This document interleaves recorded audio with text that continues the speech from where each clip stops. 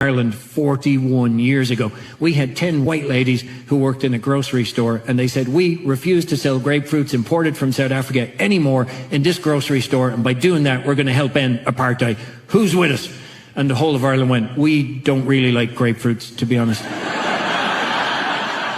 More of a luxury product. And I don't know if you've looked outside, but we don't have any black people either, so best of luck with that strategy. To be honest, not a whole lot of people support them. You remember one or two politicians, but for the most part, the police were against them, the trade unions were against them, Dunn Stores, the grocery store they worked in, was against them, and just a lot of the country. And they were delighted one day when this black fella called Nimrod showed up, and they were like, ooh, must be working. I've never seen a black guy before, and there's one out there right now, so we're having an impact. These ladies had never met a black person before, despite protesting on behalf of their rights. And this guy Nimrod said to them, ladies, what you're doing is so potentially impactful, I can't even really properly vocalize it, so I'm just going to stand with you every single day in solidarity until people pay attention. And he stood with them every single day for 6 months, walking 3 miles each way to get there with the ladies, and no one paid much attention at all, to be honest, until it made its way to a rather interesting man, Archbishop Desmond Tutu. Yeah. On his way to pick up his Nobel Peace Prize, was like, I got to meet the grapefruit ladies. And he did. He flew them over to meet with him in London. And because of that, a rather interesting guy in America got wind of it. And he said, I've never heard of a bunch of white people protesting something that affects them so little. This is fantastic. I have to march with these grapefruit ladies.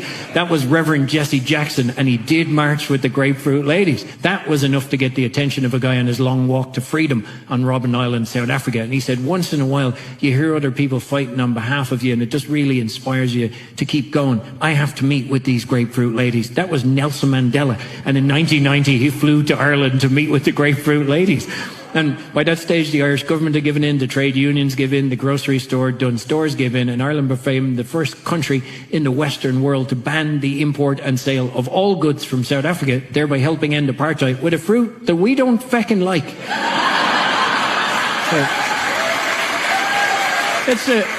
For me, it's a lovely bit of history that all too often gets forgotten. But Nelson Mandela never forgot. When he passed away, he made sure that the ladies were invited guests of honor at his funeral, should they wish to attend.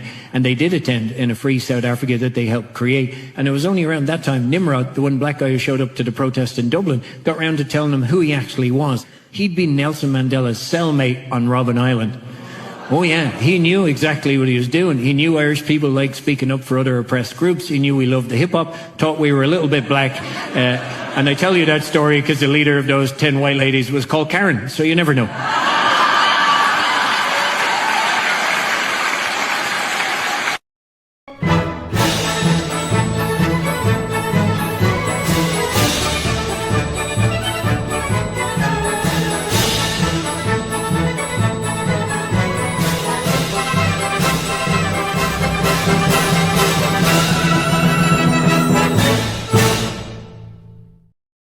Morning, everybody. So good to see you here. Michelle, you always surprise us with these intros, and that's great. I love that. Dana, good morning. Good morning. That was incredible. I have such a soft spot for Ireland and Dublin in general. My kids and their dad are all Irish citizens. They're dual citizens, and we went last year. And I was like, God, I wish this were my heritage. I love it here. And that story just made that feeling grow tenfold. It was wonderful. The Irish, yes, I am married to somebody who also is of Irish descent and Slovenian. So I always make fun of him that, the best export from his ancestral country is Melania Trump. But aside from that, he is mostly Irish. Yeah, I agree. I also have a soft spot for Ireland and the Irish and just the land of my people. The land of the kids. Oh my gosh. How did you find that, Michelle? You just find like the best nuggets. It came up on my feed, I don't know, maybe a year or more ago. And I just have a folder on my phone, and I keep them all there. And, I always just, on Saturdays especially, like this week has been so awful. Yes. That I just wanted something to remind us that not all is lost and it's not hopeless. And, especially in these moments. So Yeah. Yes. Can I brag about my friend Michelle Kinney for a second, guys? I know she's Always. not gonna like this, but I'm gonna do it anyway. I'm not gonna lie. I'm She's already not gonna like it, uncomfortable. but I'm gonna do it anyway. So I moved this week, and it's everybody who's ever moved, you know, it sucks. It's just every part of it is awful. I am currently wearing a shirt that I dug out of some container that I haven't unpacked yet, and it's so musty because it hasn't seen the light of day in like 10 years. But Luckily, there's no smell-o-vision because you look great. there's no smell-o-vision, but believe me, I'm smelling it, and I need to like put myself in the laundry right now. But the point is, like, moving sucks. It sucks on every level. And Michelle Kinney, out of nowhere, is like, I'll come over and help you move. I said, are you on drugs? Like, who comes over and helps anybody move? Like, maybe back in college when you couldn't afford movers, but like, no. She's like, I will help you unpack. I will help you do. I was like, what are you? What? For the last 2 days, Michelle has been over at my house, helping, like, organizing boxes, and I'm telling us what to. Like, I'm horrible at this. Michelle's obviously very good at this. And who does this? Like, nobody does this. So I just might. That lady right there. Like this lady right here, and what a friend. And you guys, like, that's a real friend, because there's 2 things in New York everybody knows: you don't help anybody unpack, and you don't pick up anybody from the airport. Both things are total hassles. Oh my gosh. I'm probably never going to pick you up from the airport unless you're in real trouble. But I told Julie this last night that, you know, when I was moving into my very first apartment, it was the first time I ever had my name on a lease, that I wasn't like living in a apartment with 5 girls or whatever it was. You know, I randomly put a thing on, and I was like really rubbing pennies together to even just make it happen for myself. Yeah. And I put on Facebook, I'm like, can anyone help me move, or whatever it was, on Friday? And randomly, like 5 people I knew, not even that well, like showed up and helped me. And like, this wasn't just, you know, oh, you know, let me help you unpack or anything. This was like, somebody drove the truck, somebody was picking up my furniture, and it was like the nicest thing. And I've always thought about that. And it's like, moving is so shitty, and especially if you got a kid, and like, you know, it's just so, you know, it's like, and I told Julie this too. I was like, you know, it's not my stuff, so I'm not overwhelmed when I go into That's exactly it. You know, it's I don't know what's in them. It's like a nice surprise for me when I open Well, them. the nice thing is Michelle and I are the same size, and I have all of these dresses from Fox News that Fox gave me back in the day to wear on air, and they're all super short because, of course, a little bit slutty, but not too slutty. Of course, if you've ever watched Fox News, you know what Corporate I'm talking about. slutty. Corporate slutty. Corporate slutty, right? They're corporate slutty. But the nice thing is Michelle's a few inches shorter than I am, so they're not too short on her. So I basically said, Michelle, once I have boxes, whenever that day comes, just come shop in my closet, because I legit have nowhere. Not that, like, Michelle, I don't know that you wear them either, because you and I don't go anywhere. But like, yeah. So Michelle's gonna go shopping in my closet when it was all. Love it. Other thing I have to say is, I don't know if people have this when they move. You know, it really kind of makes you take stock of your life. I probably am donating thousands of dollars worth of clothing that I truly, like, pounds and pounds and pounds of clothes that I did not even know existed. Like, they were shoved somewhere in the back of my closet. And then, of course, you don't really focus until you move somewhere. And then you're like, why am I moving all this crap that I don't actually wear? Totally. Yeah. And like, the amount of money that I have wasted over the course of my life on clothes that I probably have never worn is absurd and ridiculous. And I think it's actually making me take stock of my life, to like not just condo the shit out of my apartment, but also to just take stock of like not wasting money on stuff. Yeah. Yeah. Do I really need that? You know? Like, do I really need that? And it's not even a question of money. It's a question of like frivolity. And it's a question, I think, of like, it's also a question of money, obviously, because it's stupid to waste money and stuff. But it's like also just a question of frivolity, and a question of like why? Like, why do we have all this shit? Yeah. We don't need it. Yeah, it burdens us. And I have thought about this with my kids. I have 2 daughters. They're now 18 and 16. So, you know, they love they love clothes and all they love to go shopping for things, and they love to go to the bins. I don't know if you have a bins out there, but it's basically the last stop for Goodwill, where they dump Oh, everything into giant bins and you can buy things by the pound. And Oh, so I like for that. kids without a lot of money, you can get like a giant bag full of clothes for like next to nothing. It is filthy. And I'm not like a germaphobe, but the first time they went, they were pretty young, and I went with them. They went with a bunch of friends, and a few parents came because it's in a not great part of town. And one of my friends joined me, and we were watching the kids shopping these. It's just like troughs of mm. merchandise all mixed together. And my friend was like, I just watched, there was someone like sweeping. I just watched that woman sweeping dump the dirt into the bin. And I was like, you did not. She was like, go watch. And so I did, and she did. She was sweeping the trash off the floor and dumping it in the bins. So that gives you an idea of what this place is like. But I'm bringing it up because I was like, you all are in a phase of life where you are acquiring. You want to have all the things around you. And I remember that feeling of like, oh, I found these things. They're a great deal, and just wanting a closet full of options. Where I'm in a phase where I'm like, I am overburdened with how much stuff I have, and I want to get rid of and only bring things in when they like are really important. And I think nothing makes that clearer than trying to Yeah. purge for a And, move. Yeah. and I do have to say, hold on one second, because I think my son just ordered some Dunkin' while I wasn't here. I have to tell him to let them in. Hi. Yeah, send him up. Thanks. Bye-bye. Of course. Sorry. In the midst of all this, I gotta let me add, Dunkin' Donuts is around the corner from my house, but it's not like he could actually leave the apartment to go there. He has to get it delivered because, of course. Oh my gosh. Yeah. He That also- might be the most like New York City thing I've ever heard. It Oh, is. I mean, I it ordered is. stuff at the bodega and it's 2 blocks away. I mean, Yeah. The beauty of New York is you actually never need to leave your house. And no. why do you live in New York if you don't ever have to leave your house? I don't know, because the whole beauty of New York is you should be able to leave your house because everything's around the corner. But of course, then you get Right. lazy with it. We So- don't have Dunkin' Donuts in Seattle. Oh, you have Starbucks. well, Starbucks. We have There's a Starbucks. monopoly.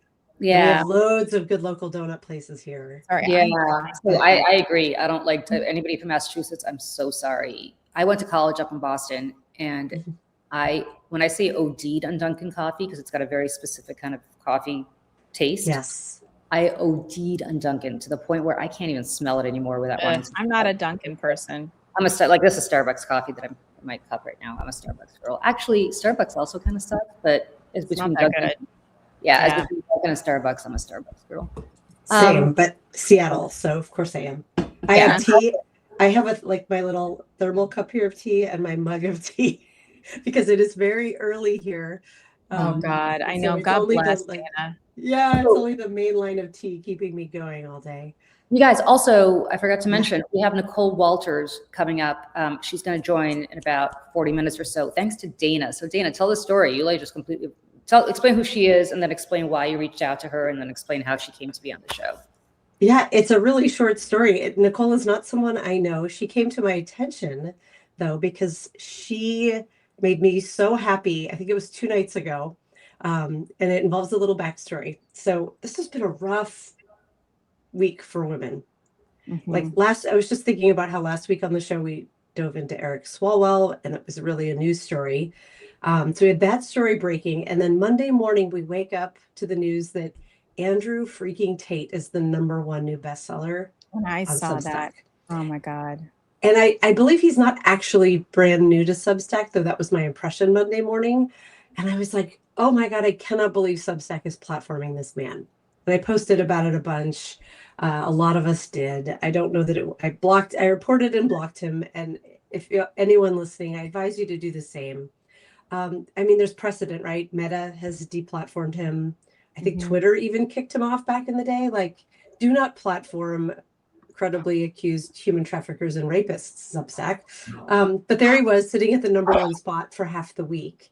And he got kicked off the #1 spot by Nicole. That was how she came to my attention. Nicole Waters became the #1 new bestseller, and she posted about how thrilled she was to have so I'm thrilled it was a woman. I'm even more thrilled it was a Black woman who deplatformed Andrew Tate. And explain who she is for people who don't know.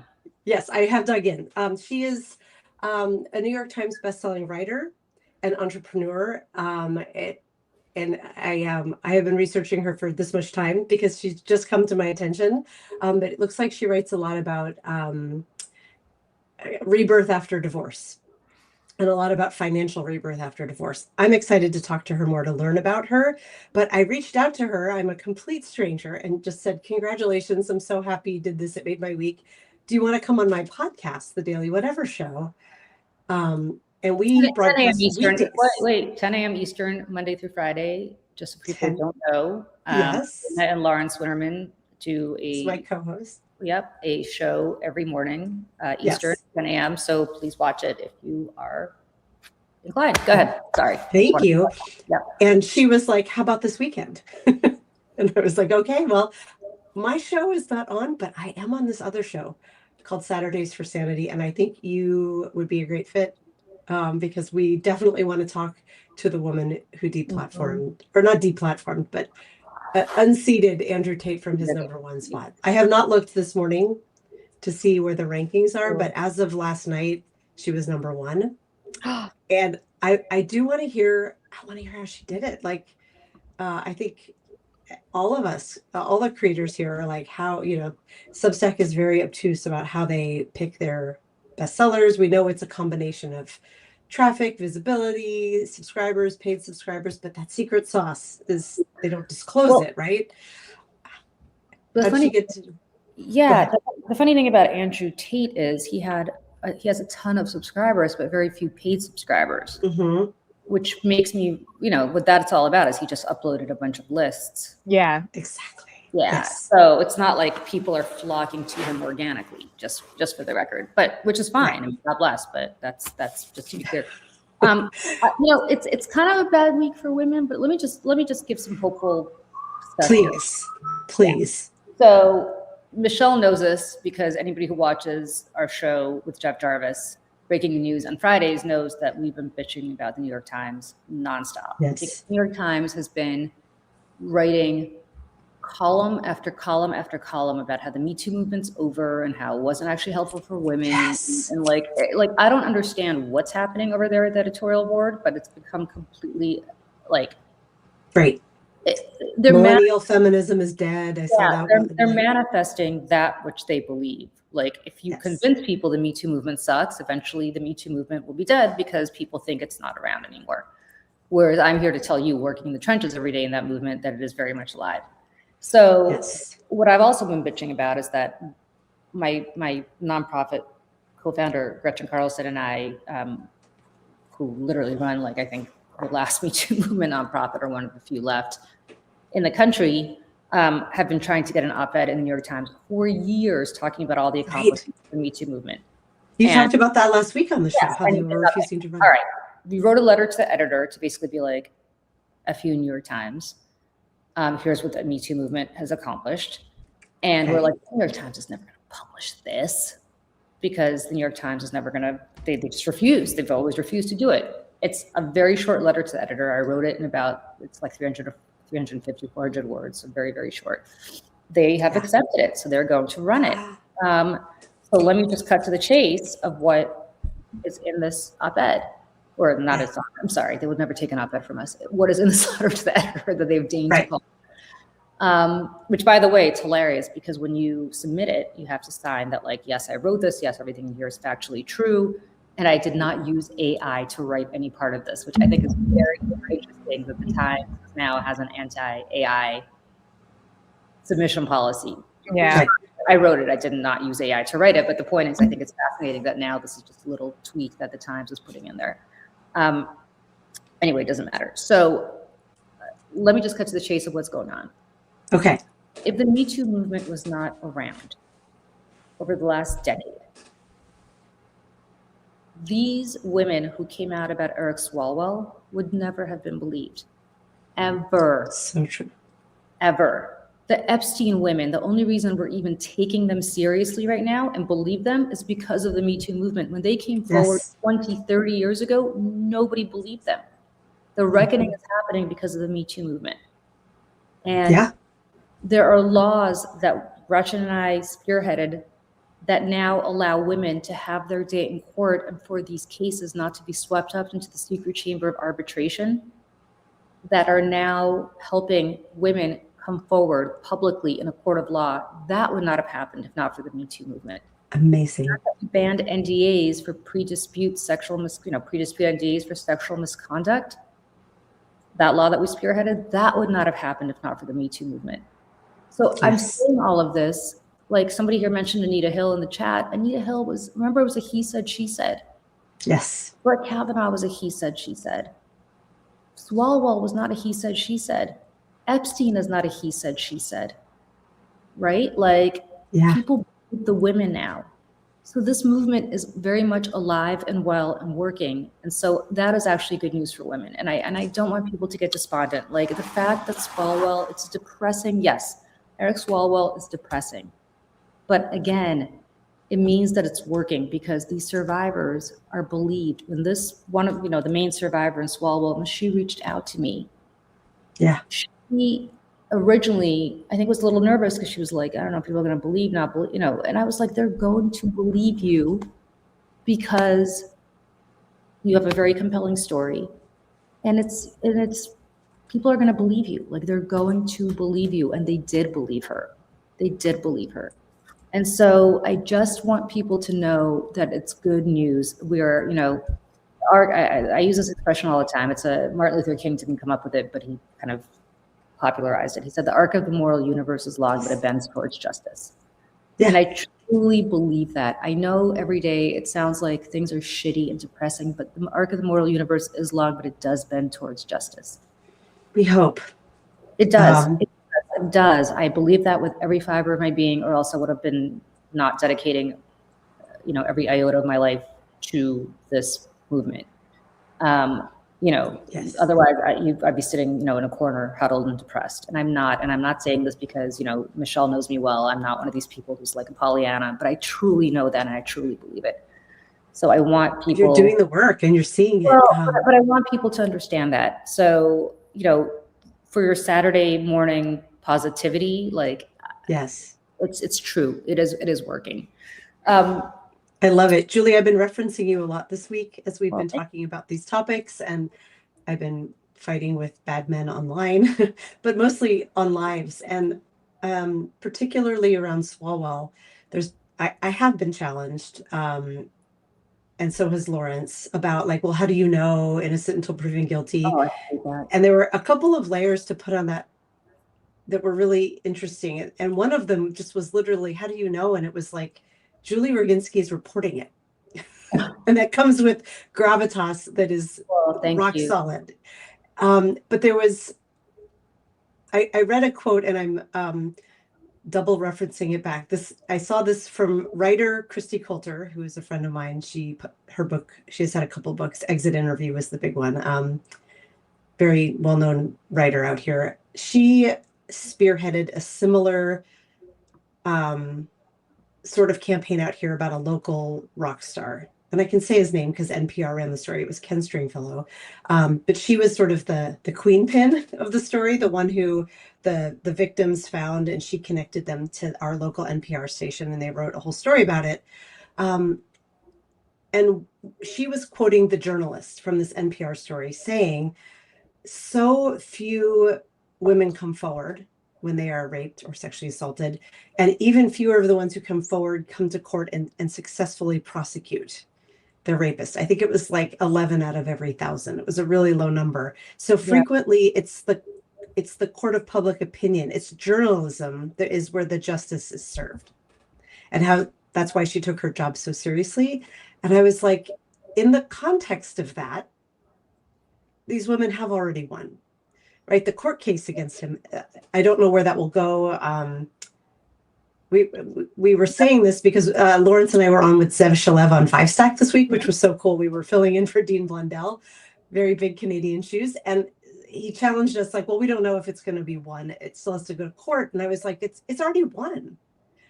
My understanding from you is that this woman came forward once she was like, I don't want my rapist to be the governor of California and positioned to No, potentially no, become no, president, right? Like that's no. already such a victory. No, Am I- she came forward. She came forward actually for different reasons. She Okay. came forward because she got a call from a reporter who was investigating allegations about other women, and she had worked for him. Ah, And okay. so the reporter reached out to her and was like, "Have you heard anything?" And Oh, she struggled with it for a very long time. okay. And she reached out, I believe, to the campaign, if I'm not mistaken, and they were very and said to them, "Listen, this reporter is calling you." And I believe it was the campaign manager or somebody was like, "Well, did you ever experience anything?" And she paused, and the campaign manager said, "You know what? I don't even want to know." Oh, And that's right. and completely dismissed her. I don't know if it was actually the campaign manager. So to the campaign manager, if it was not you, I apologize, but somebody high up in the campaign. She felt totally dismissed. She felt like they were totally like, whatever, little girl, go away. And that's when she was like, "You know what? I have a story to tell."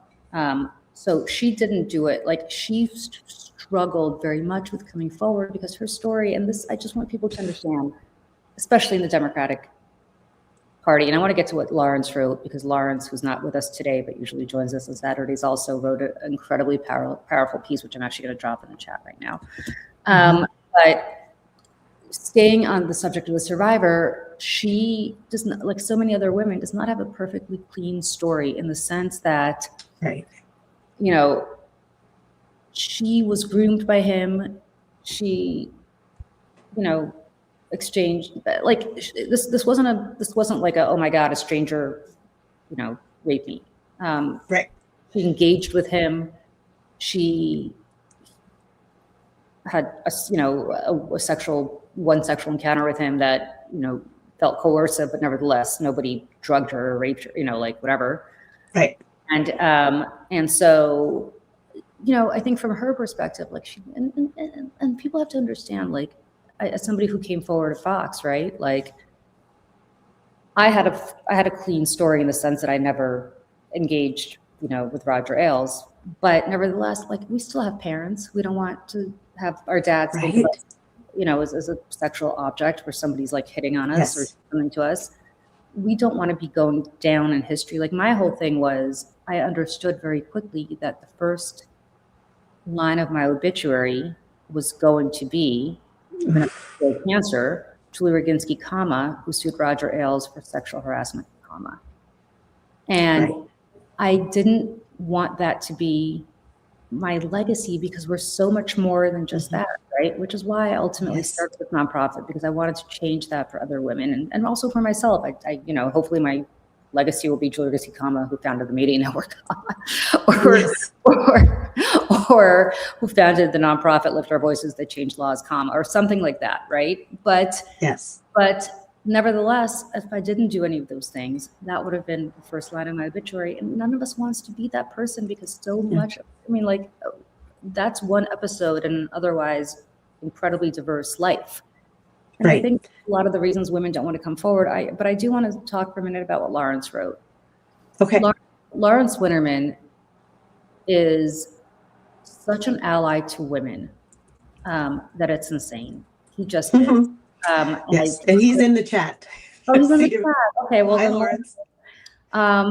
Lawrence wrote what I think is an incredibly, and Dana, you tell me if he's ever come forward about being, you know, sexually abused as a child himself before, but yes, he talks about it quite frankly on the Daily Whatever show. This was news to me. This was news to me. Yeah. And, you know, first of all, Lawrence, I can't even imagine, as somebody who's never had that experience, I am so deeply sorry. And to anybody else who's in that position, I'm so deeply sorry, especially as a child. Like, there's a special place in hell for people who do that to children. But for Lawrence to then use, Lawrence is a man, right? Like, Lawrence doesn't have to stand up for women. Because Lawrence, you know, he's a big guy. Like, nobody's gonna, hopefully. But Lawrence is also a gay man, and as somebody who's friends with gay men, like, I think gay men, especially of Lawrence's age, Lawrence, like, we're the same age roughly. It was a very tough time to be gay, I think, for a man, coming out as Lawrence did in the 80s or 90s. I don't know when Lawrence came out, but it was hard to be a gay man, I assume, in the 80s and 90s, even the early 2000s. Yeah. Lawrence didn't come out to me until we were in our early 20s. Well, there you go. Yeah. There you go. My best friend, who's also a gay man, did not come out to me until he was in his, I think, early 30s. Okay. And so he was also a politician, and a Republican politician, so it was a little hard for him, but nevertheless. You know, I say that because just read what Lawrence wrote, because what Lawrence basically did was go through line by line about what women go through, not just women, gay men and other non-white straight men go through. That's just brutal, and what our society does to people who do that. Yeah. And especially Lawrence, you know, I learned, and this is not my story to tell, Lawrence can talk about it himself, but I mean, I think there's also a hierarchy among gay men as to, you know, in that sense as well. And it just sucks. Yeah. Like people just have to, it just sucks. And what Michelle played, I think earlier, Michelle, is also to that point, like being a Black man in South Africa or a Black woman in South Africa, being a gay man in America or anywhere else in the world, being a woman. It's just tough. It's just tough. It has been wonderful seeing Lawrence especially, and other wonderful men. I see Eric Lola is in the chat, and Frederick Pogue, and Pero. They're ally as well. Yes, Qasim Rashid wrote a great story. Like, to see men behaving in the best way possible during a week when women we're not okay. Like, we haven't even gotten into the whole CNN story about the rape academy, the online rape academy, which is what Lawrence was responding to. Hey, Dana, you're coming in and out for me. I don't know if you are for others. Shoot. I don't hear it. Is it okay now? Is it getting better? Better. Okay. Better. Good. Hopefully, because this is so important that we were on air and someone in the comments was challenging Lawrence of like, well, I believe Swalwell is innocent and he's not proven guilty yet. And the way he unequivocally popped off on this guy and said, no, that's not okay. Is there a zero-sum chance that maybe as a scientist we could see in all of the infinite probabilities in the world, there's like this much that sure, history could be true, but no, there's no doubt in my mind that I believe these women. The stories are too compelling, and the reality is we need to believe women. Yep. And it was so nice because I was the only woman on this live.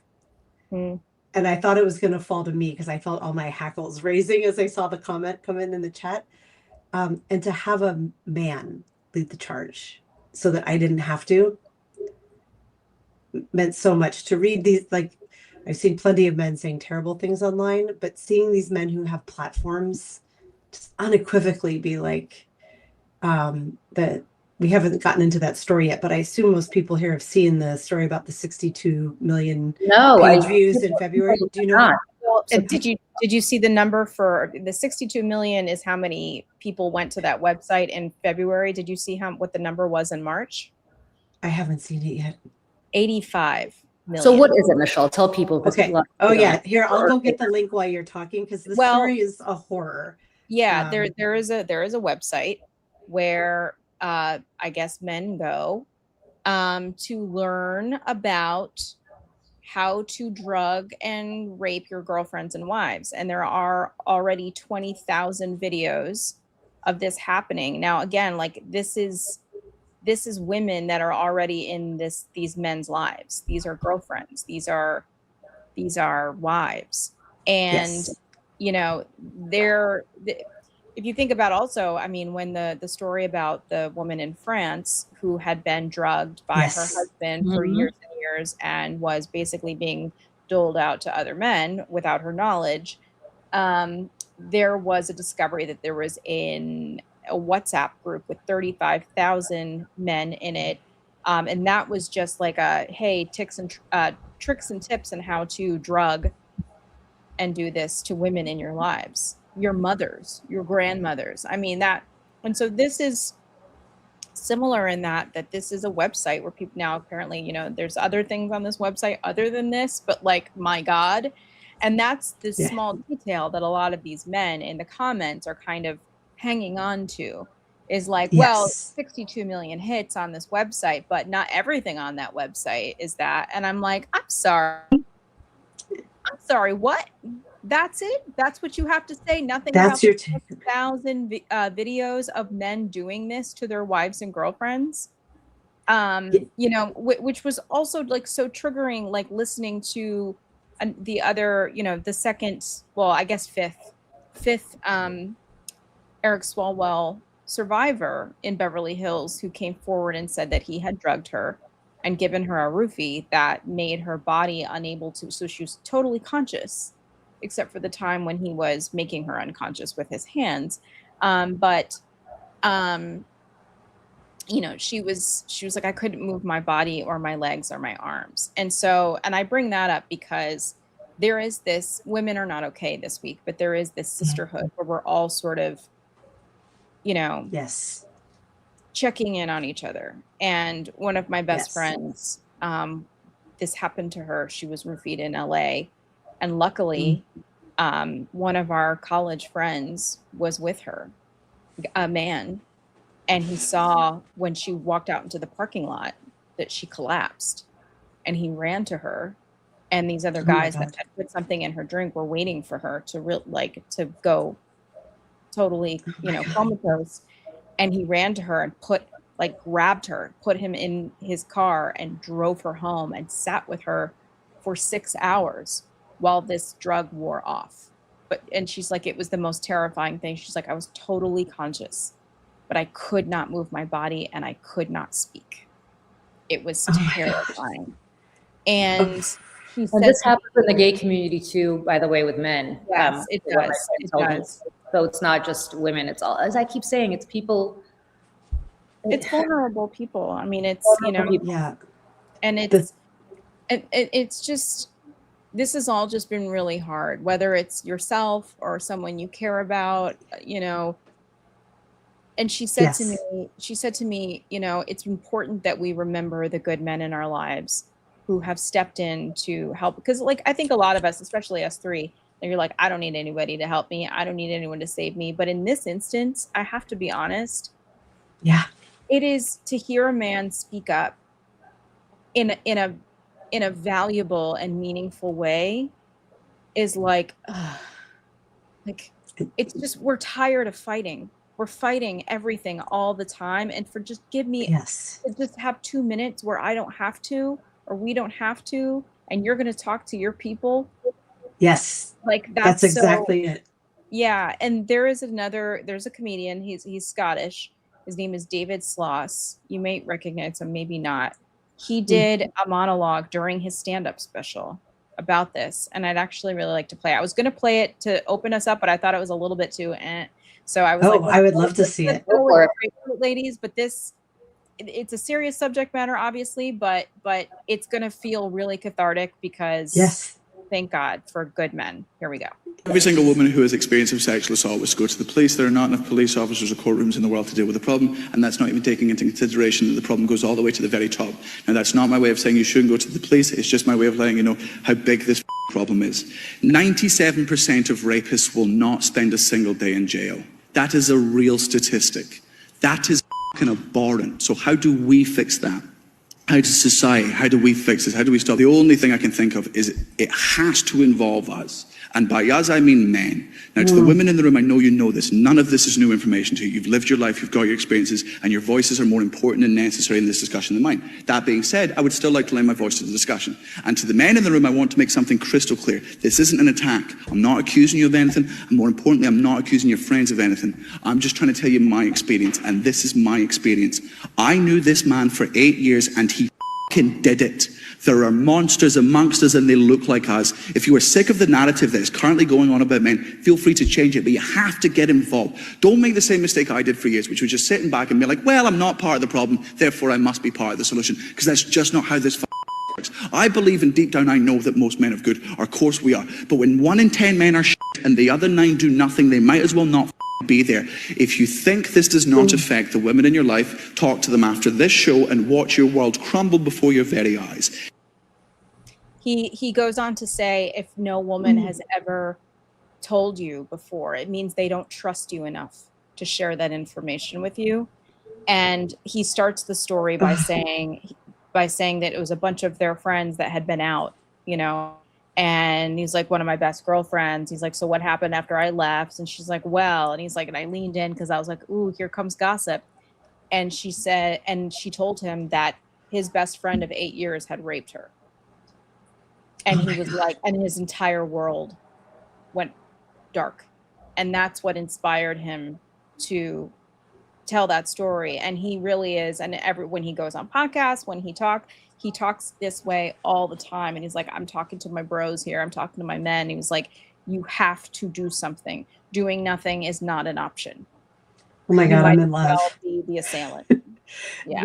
People in the chat are asking for that link and for his name again, if you have it, Michelle. I will tell you again. I'm sure I'm Daniel Sloss, SLOSS. If you go to his Instagram, it should be there. I mean, it's all over TikTok. Just Google. It's on YouTube. It's everywhere. So go and find that. All right. For something a little lighter, so that people don't hang themselves this morning, because it is Saturdays for Sanity. Yes. I saw Jerry Seinfeld on last Saturday. How was that? It was very. You know what? It was great. So you know my story about Jerry. Did I ever tell you my Jerry Seinfeld story? Did you ever watch Seinfeld? Of course. Michelle, you watched Seinfeld, right? Yeah, I'm trying to remember if I remember. Okay. Here's my Jerry Seinfeld story. So Jerry Seinfeld lives in my neighborhood, and I know exactly. Of course he does. And I know exactly where he lives. Well, actually, everybody knows where he lives. He lives in the Beresford. It's a building on Central Park West. I do not live in the Beresford because I am not that rich, but nevertheless, it is not far. It is not far from where I live. And he's lived there for decades with his family. And I have never seen Jerry Seinfeld out, ever. And ever, which is like, whatever, it's kind of weird. And yes, it's the Babka story. Yeah, the Babka. And so I, maybe about 5 years ago, am walking near Lincoln Center, or anybody who knows New York, which is also in our neighborhood. And I pop into a store, like a bakery, which I typically never pop into. And I see that they're selling chocolate babkas. And I was like, I haven't had a babka in 30 years. And I'm like, I think my husband might like this. So I purchased the babka. And all I can think about whenever I hear the word babka is, of course, the babka, the babka episode from Seinfeld. And I am literally carrying this babka because in New York, you have to pay a little extra to get bags. So they're like, do you want a bag? And I was like, I'll just carry the babka without a bag. So I am literally carrying this chocolate babka, which, as we remember from Seinfeld, does not take a back seat to any babka, because they wanted the cinnamon babka, but they had to settle for the chocolate babka. Does not take a back seat to any babka. And I'm literally laughing. So I'm like, the word babka, I'm automatically associated. It's a funny word. Yeah. It's a funny word, but I also associate it with Seinfeld because, like, whoever buys a babka, right? So I'm walking past the Empire Hotel, and there is which, by the way, is where I got married. and I'm carrying this babka under my arm, and there's a restaurant. It's like 3 o'clock in the afternoon, and there's a restaurant right outside. It's PJ Clark's. Yeah. PJ Clark, right? Yeah. Of course. And I see Jerry Seinfeld sitting in a table with a friend outside this restaurant as I'm carrying this babka. Wow. And I'm like, it's one of those stories that, like, if I didn't live it, I'd be like, come on, you're making this up. But I swear to God, and all that is holy, it is 100% true. Oh my God. I am cracking up that I'm like seeing Jerry. So I look at him because I'm startled. And so, like, he kind of, I guess, catches my eye, and we're looking at each other for 1 second. And I'm like, do I say anything about the babka? And then I'm like, I'm not going to say anything about the babka. And I just kept walking. Anyway, that's my Jerry Seinfeld babka story. But I have never seen him do stand-up, even though he does a residency at the Beacon Theater here, also down the street. all the That's time. yeah. I was surprised that you didn't see him there. You went all the way. Never. But we had to go to Newark, New Jersey to see him because we had friends from New Jersey that invited us to go see him. He was excellent. He was so good. So Yeah. good. What's interesting about him is he then takes questions from the audience. Interesting. And it's hilarious. Like people ask him questions and he answers them and he's like hilarious. Like he is so quick. And it's obviously not pre-planned. Yeah, that's a muscle. That's a muscle. So good. So good. My husband has never seen Seinfeld ever, which is a big demerit. Never seen the show or anything? No, he does. I've showed it to him. He doesn't like it. He doesn't think it's that funny. I know. It really was of a Upper moment. West Sider too. Like it's very. I mean, Joe, my husband Joe, obsessed with Seinfeld. More. Ooh, sorry, I keep hitting my mic. Sorry. Way more than I ever could be. No. Has never watched. Has never watched the pen. The pen episode's great. The astronaut pen episode. Take the pen. Yeah, take the pen. Take the pen. Yeah, never. So afterward, he thought the stand-up was hilarious. So we come home and I was like, all right, let me show you a couple of episodes of Seinfeld. And no, I showed him the Keith Hernandez one. Remember back? Oh yeah. Back into the left. Oh yeah, it's like it's like the Dealey Plaza episode essentially, right? Yeah. Where he spits on him. Yeah, totally. Yeah. The Kennedy assassination. Right. It was funny. None of it. He was like, eh. And then Really? and then and because I'm Mother of the Year, I allowed my then 11 or 12-year-old to watch Curb Your Enthusiasm, which in retrospect is really inappropriate. Yeah, and that's like HBO Seinfeld. Yeah, and then my husband came home as we were watching this. He's like, "Are you on drugs? Turn this off immediately! Like, why are you showing this kid like the Palestinian chicken episode?" Where she's like literally having like violent sex with a Palestinian who's like, "You dirty Jew!" Like this horrible episode. I don't know if you ever. Because nobody makes I've like not seen more. I don't know. It's like purposely uncomfortable. Yeah, it's like awful. That are like offensive, but in a purposeful way. Than Larry David. And you know. Yeah. My son's still pissed off at my husband because I was like, you're right. This is really inappropriate. But anyway, he did not turn it off in the middle of the episode. Yeah, he did not think Curb was hilarious. So yeah, but nevertheless, we had a good time. Seinfeld was great. He was really, really good. And I've heard he's not a particularly nice guy in real life, though. I've heard he's a real jerk. Yeah, as opposed to Larry, who I think is actually a good guy, from what I've heard. Larry David. Yeah, because that's Larry. That's him. Yeah. Larry David is Larry David, and I think that Jerry Seinfeld is. He's just more.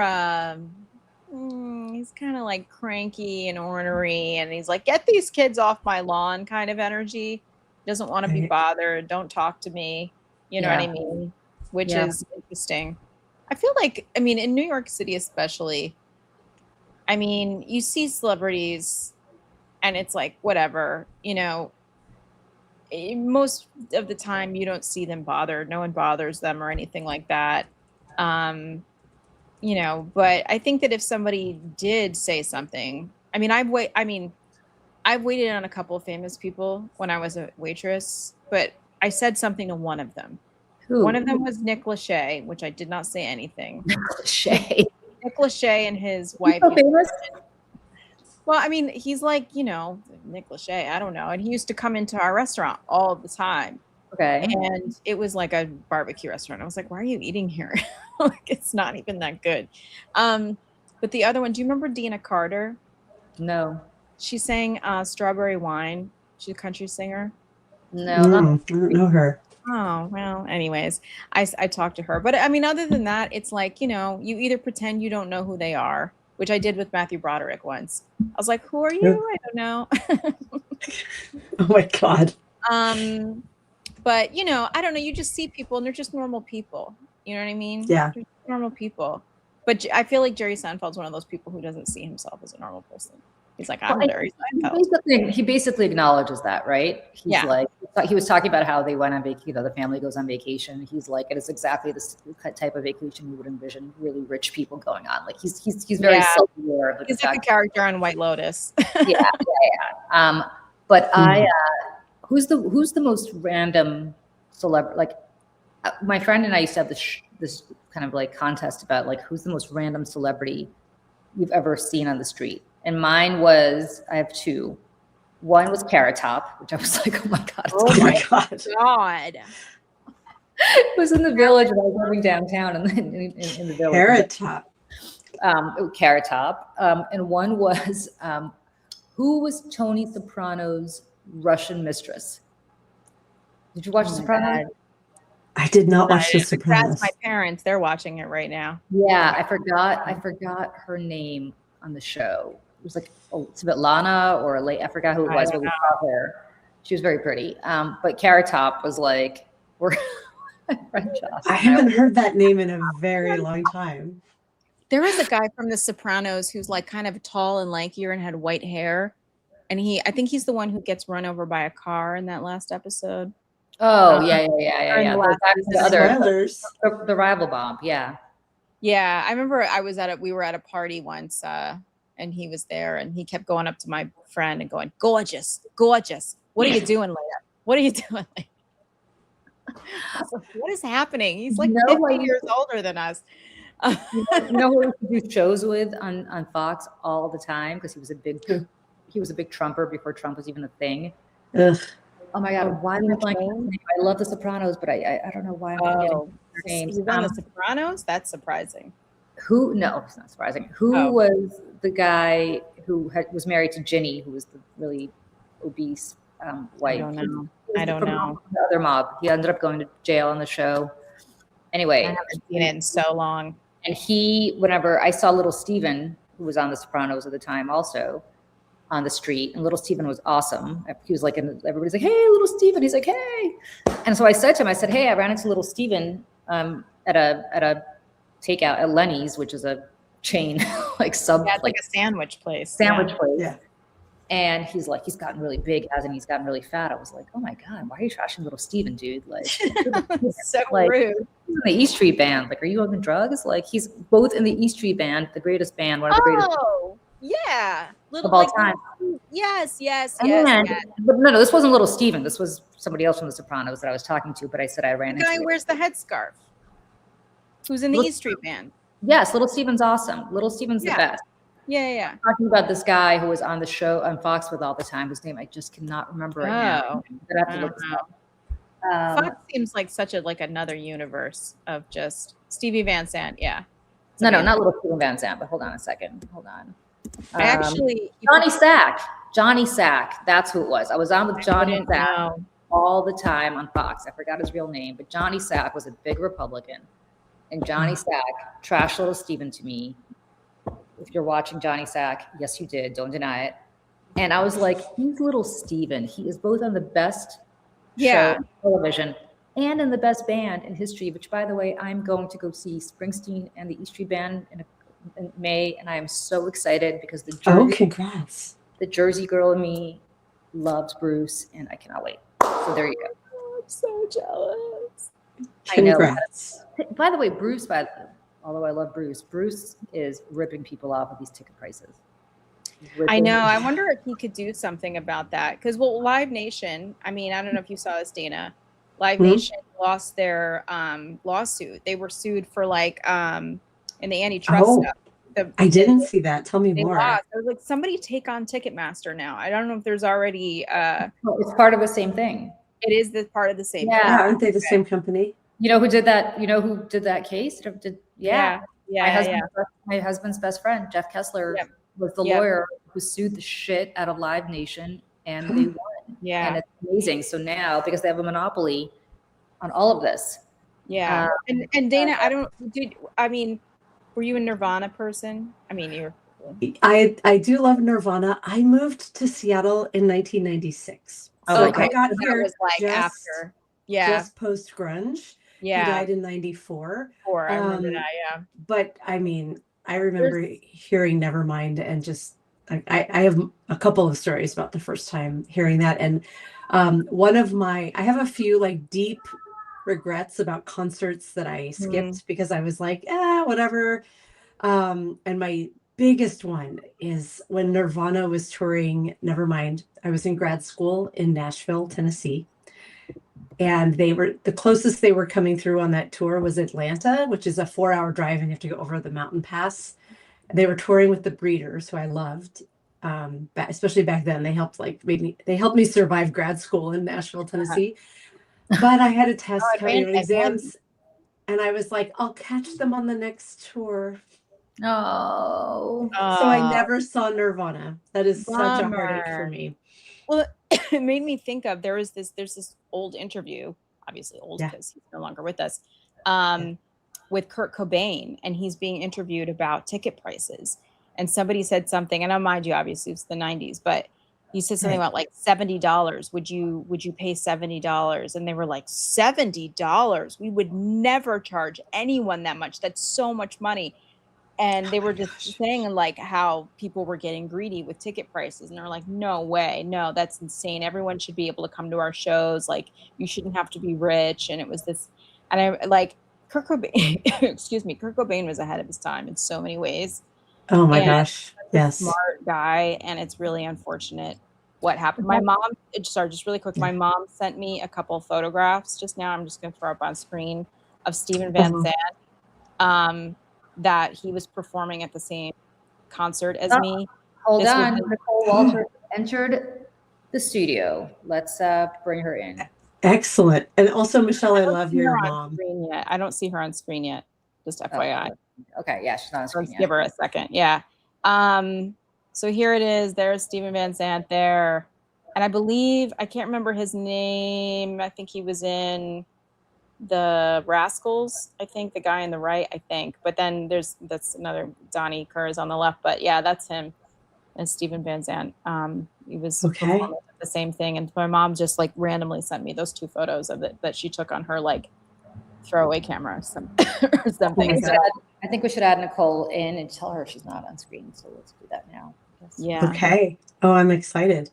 Hey, I also wanted to. Nicole's also not hearing us for some reason. Yeah. Okay. Oh, StreamYard. Yeah. All Let's right. take her out, see if we can like send her an email. Yeah. Dana, can you send her? Yeah. Sure. Do we want to tell her to drop out and come back in? Yeah. Yeah. Oh wait, I see a private chat here. Fixing my camera. Got it. All right. Okay. Give us a heads up when you're ready to come in. Great. While we're waiting, can I tell you my best met them on the street story? Yes, please. Because I have a really good one, and it should be there's, I've met a lot of musicians. I ran a music website for years. I live in Seattle. It's a big music town, but my best one is not in Seattle, nor is it a Seattle-based musician. I went to South by Southwest for 2 years back in the day, and was leaving a showcase I'd put on in the afternoon, kind of high on bourbon and rock and roll and excitement and blah, blah, blah. And I turn the corner and I see this small group in the middle of the street, because all the streets are blocked off for South by. And I'm like, who are those people talking to? And in the middle is the woman who I came to South by Southwest to stalk and see, Amy Winehouse. Wow. And she was like, it was 2007. She was so tiny. So hold on. I wrote about it. The story's on Medium. This is a friend link I put in the chat. You can see the photo of me with Amy. She was so sweet because she was like on the cusp of international stardom. She was huge in England and just kind of coming to the US. But a friend of mine had given me the UK release of Back to Black, and I was obsessed with it. And she was already getting that reputation for being drunk and canceling shows. But I saw her there twice, and it was like transcendent. I mean, she played with the Dap Kings, the late Sharon Jones's band, and they were just like in these tiny rock clubs. That album had me in a chokehold. It still does. Like, I listened to it backwards and forwards. I mean, that was right when we had the iPods for the first time too. And I remember just being able to like go back and listen to it over and over again when I was like on the treadmill or something. And like, man, you were going through a breakup or something and you had that album on. Woo, girl. So the good. Best. So and good. So do you like Ray? I don't really know Ray that well. I probably should. She's like, so I feel it's funny. I was telling one of my best friends who happens to also, be a wonderful gay man who stands up for women. I told him about Ray, like, I don't know, a couple of years ago. And then maybe a year and a half ago, he's like, have you ever heard of Ray? I was like, bitch, I told you about her. I was like, I told you about her first. And he's like, I'm going to see her in London. And then a couple weeks ago, he, I don't know, took a gummy and decided to buy tickets to go see her again in London. I was like, who my God. buys tickets? He's like, I'm childless and gay and I have, you know, disposable income. I was like, you know what? Right. Work it. And he's like going by himself. He's like going Oh by my gosh. himself to London to just go see her. And she has this amazing song. If you guys haven't heard it, it's called Where Is My Husband? It's the catchiest song, and she performs it with an entire full orchestra, and it's incredible. It's incredible. If we didn't get a copyright strike, I would totally play it on here. I have it pulled up to play when we get done here. Yeah, so her performance on the Graham Norton show. Yeah. The best. Okay. Do you watch Graham Norton? I think a woman who has experienced of sexual assault was go to the No, remove. I don't know what that was. What happened? What happened? What happened? I don't know. I don't know what happened either. Can you? I don't know. Julie's on the phone, so she's muted. I think traveling, like music, is one of the best excuses to travel. I agree. Totally. All right. I definitely want to be your friend. Task Rabbit here, which was to come at 11:30, but he came early, so I told him he can't come up yet because we're doing the show. Womp womp. All right, but Nicole is here. Excellent. Bring her on. I'm going to do this. Hello, Nicole. Hi, Nicole. Hello, everyone. Can you guys hear me? Yes, we can. Fabulous. Oh, I feel like I should adjust my ratio so you guys can see like my whole head. Hello. Right. There's always the adjustment when you first come on. Oh, You no, have to, like- sound. We can hear you. I can hear you. I can't hear everyone else, though. Can you hear me? Hear Yes, there it is. All right, perfect. We are so glad to have you here. I'm Julie. To your left is Michelle. To your right is Dana. We are so thrilled. Well, for a number of reasons. First of all, we're thrilled that you dethroned Andrew Tate. Yes. I love, like, every part of that makes everybody's heart here happy. Oh, Yes. it was amazing. There's actually like nuance to it that's even better. So Please. when Please this tell whole the thing story. happened, you know, I wake up and first and foremost, am I going back to move forward? I mean, we all know Andrew Tate came to Substack and we were just like, why is he, first of all, why is he even in existence? Right. You know, Right. like just to begin with. But when he came to Substack, I remember seeing him top new bestsellers, and I'm really new to Substack. I've literally been there for, I think, 19 days. Right. Oh, wow. And I see that he topped it and I was like, oh, hell no. Right? Like, just, oh, hell no. Like, because he thrives off attention. He thrives off visibility. And it was an ill-gotten win. Like, you uploaded your email list and called yourself top of anything, which, apropos, that's very much his move, right? Like, I'll just say it is, and then it is so to my 13-year-old boy followers.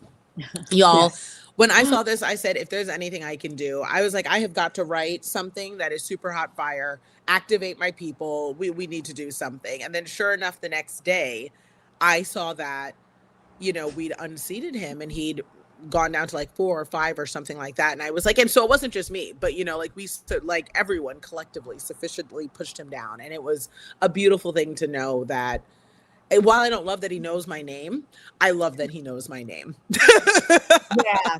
Remember my name, by the way. I mean, every part of this is amazing. We love that it was a woman. We love that it was a woman who is over 40, which all of us are. Yes. Says, like, screw him and his incel weirdo, like, all the bullshit. And it's like, racist oh, wait, do we bullshit, curse like- here? Okay, we curse. I was gonna say, no, all the bullshit. Like the fact that I'm black, the fact that I'm a woman, the fact that I think I'm still hot. So as much as he wants to say like, oh no, you're gonna be some washed up, you know, woman who's out there working a job, like, sir, I'm I consider myself medium famous. I'm not famous, so I'm medium famous, right? I am the antithesis of everything that he claims doesn't exist. Yes. And there's no way you're coming for me. Sir, I've had TV shows where you haven't. I'm a New York Times bestseller where you're not. I'm Emmy nominated where you're not. I have 4 kids, 3 of which I adopted, 1 of which I had biologically. Like, please try me. You know what I mean? Like, what is it? Oh my God. I'm married. Like, I'm super hot. Well, black don't crack, and also strategically placed Botox. This is what it gives. But thank you. So it's like, I would love for him to try to say that, you know, women over 40s, I'm on that millennial zennial line, you know, and try to tell us that we can't be successful and do the thing and be smart and capable and have incredible marriages and all of that. And the article that unseated him that I wrote was all about disclosure from a SA situation that I went through and overcame within my previous marriage and divorced my ex-husband. So the very thing he promotes, sexual coercion, violence against women, all of that was the very article that unseated him from the place that he had and kept me there for a full week. So, I mean, love over hate any single day. And I pray that little foreskin looking man, you know, is miserable every single day of his life. I can't stand him. I can't stand him at all. Like, I can't even. Man. He's insecure. He's immature. He's violent. You know, it's just, they're all in this like regressed teenage state forever. And I hate that they even got visibility. So I don't understand. Like, last I checked, Andrew Tate was imprisoned in Romania for like trafficking. What is he doing hanging out in Florida now? Like, how is he outside? I know. Isn't that a Trump thing, I you thought we were guys? trying to catch the criminals. Isn't that what they're saying? Right? Yeah. Right. Like, I don't think enough attention has been paid to this. Like, the Trump administration literally told him that he could come back, like pressured Romania to let him come here as he's like awaiting trial over there. Like, and nobody's talking about this. Like, and we had a UFC fight this last week when Donald Trump and Guy Fieri, I don't know if you guys saw this, Guy Fieri from the Food Network, like there was an iPhone video and he's shaking his hand and going, "Oh, I love you guys," to Andrew Tate. Oh, yes. And I'm like, what? First of all, cancel that man. Second of all, the fact that he's like, it's just, and this isn't the first UFC fight that he's been to in the last, year or 2 years since Donald Trump's been president again. Why is he being not only just allowed, but welcomed by this manosphere? You know what I mean? Yeah. And by Substack, like, we're all on Substack, but like, why is he even, like, at which point do we just stop allowing people who are literally rapists and traffickers of women? I don't understand. I mean, let's just be honest. They don't care about women. They don't care about women. They don't care about children. Yeah. You know, they're all grifters.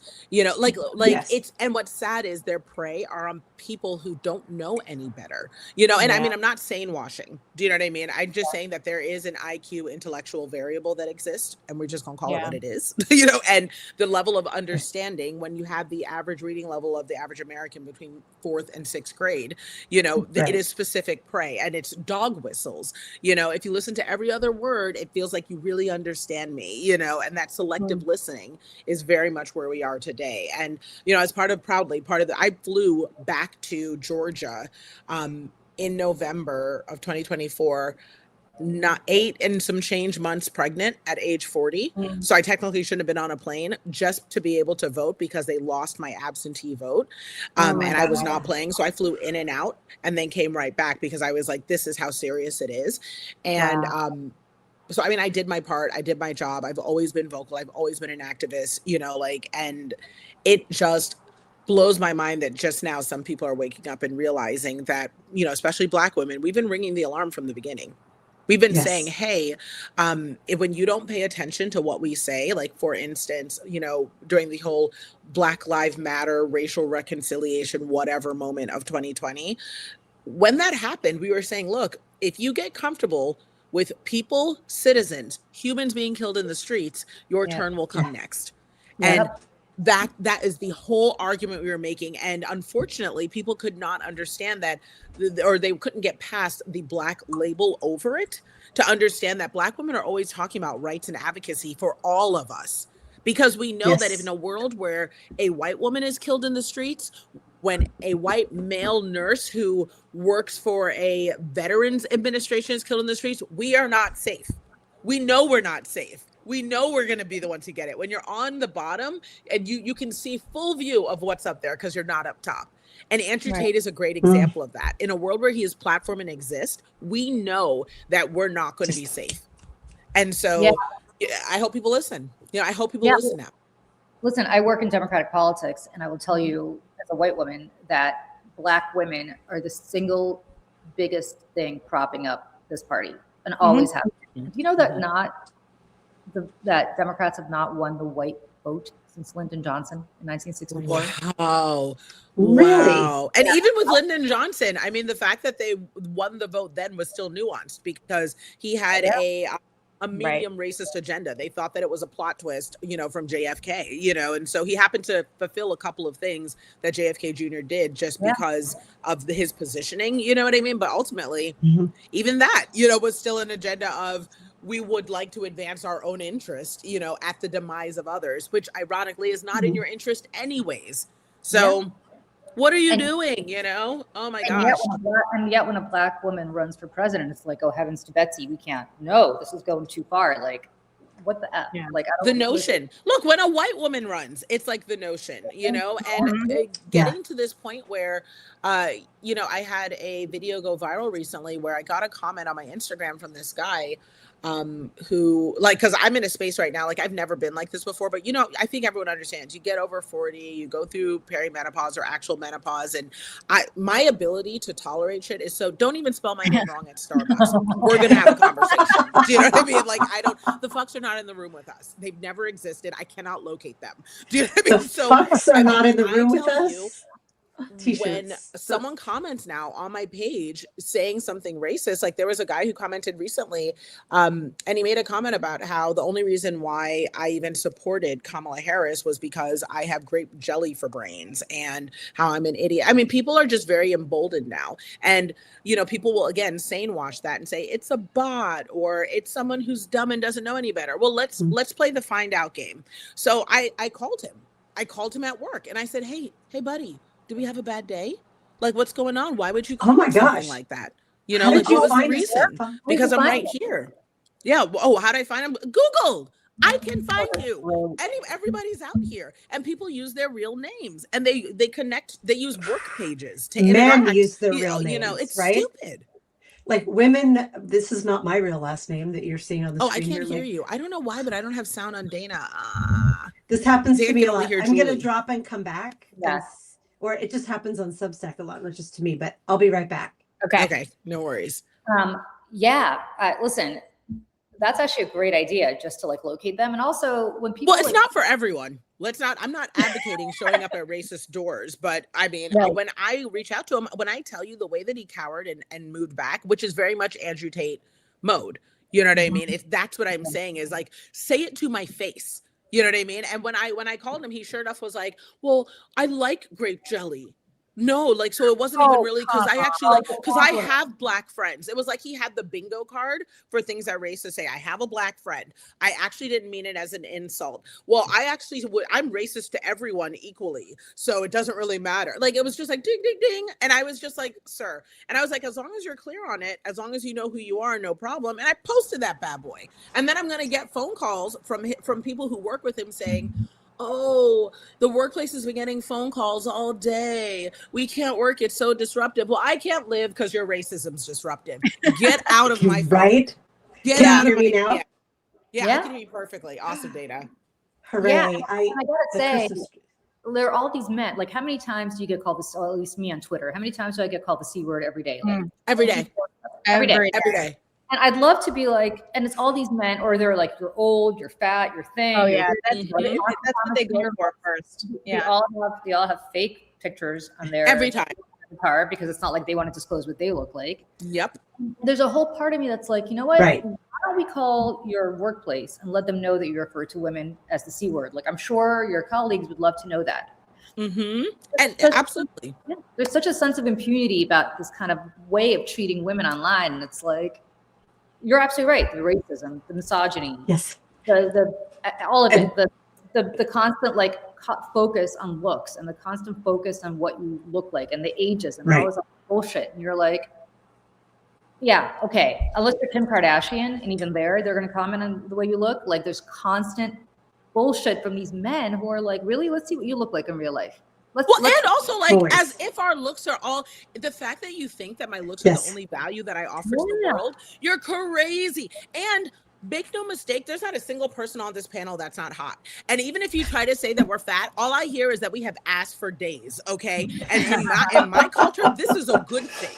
Okay, so I'm like, I'm like, you're coming for me for things that aren't even my insecurity. You know what I mean? Tell me that I don't know how to sort my laundry correctly. Maybe you'll get some tears out of me. Okay, I'm working on it. Like, come for something that's a real area of insecurity, but telling me I'm not hot, you're wild. I look so good. Like, you are absolutely delusional. Like, you need to go get your eyes checked. I hope you have insurance coverage. Because you do look amazing.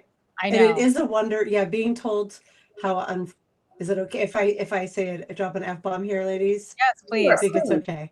Yeah. Are we? Yeah, being told we're unfuckable by you, sir, is not a problem. Yeah, like, no. You couldn't even. Right, you could not. Like, by the way, don't worry about it. I need this every day in my life, Nicole, but this week especially. Yeah. Am I cutting in and out again, you guys? I may give up and just go upstairs. In my house if I'm cutting in and out. Mm-hmm. We're gonna. But very much the truth. I think that there's this concept that, again, we're only reduced to what we can do for men, or that you know, our value is positioned next to our desirability, you know, and that those are the things that, when it's like, I understand it's all a result of the fact that we have, as a collective, said, yeah, we don't even really care. Like, we just don't care. You know, like, there's nothing scarier than this whole generation of millennials that have grown up on the internet and are now entering with our voice, specifically with a very simple message. We don't care about you. The male gaze is not centered anymore. That is terrifying to them. Yeah, and we don't need you. Well, we don't need you to provide for us anymore. At all.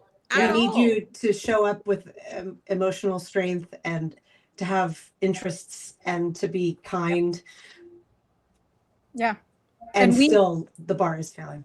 Right. The bar is so low. It's so sad. And it's sad also because when you think about it, you're like, you know, what we're asking you to show up with, like, this idea that all we want are rich, muscly, like, you know, the Andrew Tate trope, right? It's 6 foot, muscly, 6 pack, 6'6" guys. Well, I don't even know where the ethos went around that, you know, women only like tall men. Like, there just aren't even that many. Most of us are married to a guy who's between like 5'6" and maybe 5'11". You know what I mean? Like, I don't even know. So it's like weird because I'm like, you guys are so obsessed with yourselves that it's actually like Ouroboros, like bastardizing itself. It's incestuous. Like, you created these parameters that we don't even care about that are now eating your own parameters while we're over here literally eating lemon bundt cake and cackling, you know, over books and reading Glennon Doyle. Like, what are you even saying? Just read a book and maybe you'll be good. Oh my God.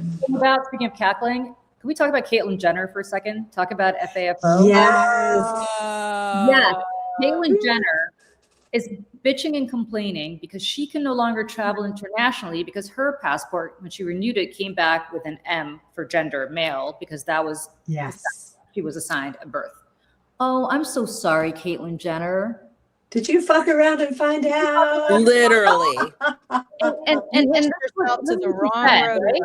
This is what she said. This is a safety factor, okay? I can't travel internationally anymore. I don't blame President Trump. I love him. But for a lot of people, this is a huge issue. I don't blame the person who did this. And then this is what I told her. She said she left a note for Trump with the Secret Service when I was visiting Mar-a-Lago 2 months ago, but still hasn't heard back. Oh, really? Oh, yeah.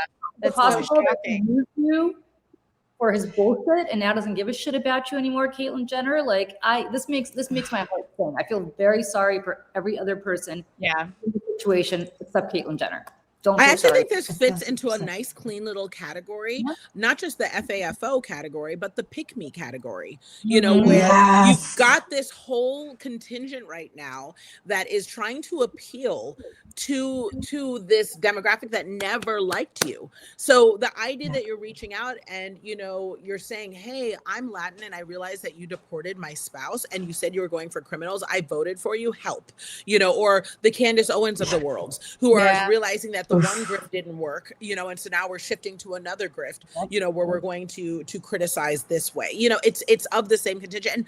And the thing about it is I can criticize Caitlyn Jenner without dead naming her or misgendering her, right? I can still say Yes. that what she's doing is damaging, it is harmful, it is disrespectful to the people that she could actually be a champion for. She can go into rooms that other people cannot.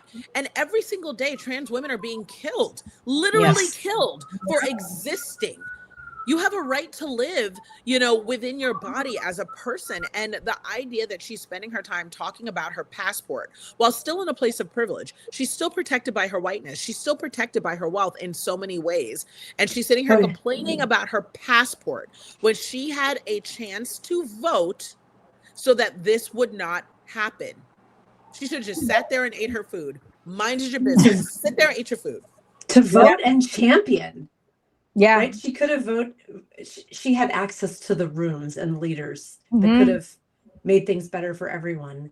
And she's still Yeah. defending them. She's Because I really believe her whiteness superseded everything else. I think she said, I am protected because I'm white. And it also gave that she's Yeah, basically the like celeb. finding out And what the it's money. like to be marginalized and to be a woman. Like you're Yeah. getting the full experience. Welcome. The trial period is over. You're getting the full experience of what Yeah. it's like. Right? This is what it is. They don't And listen to us.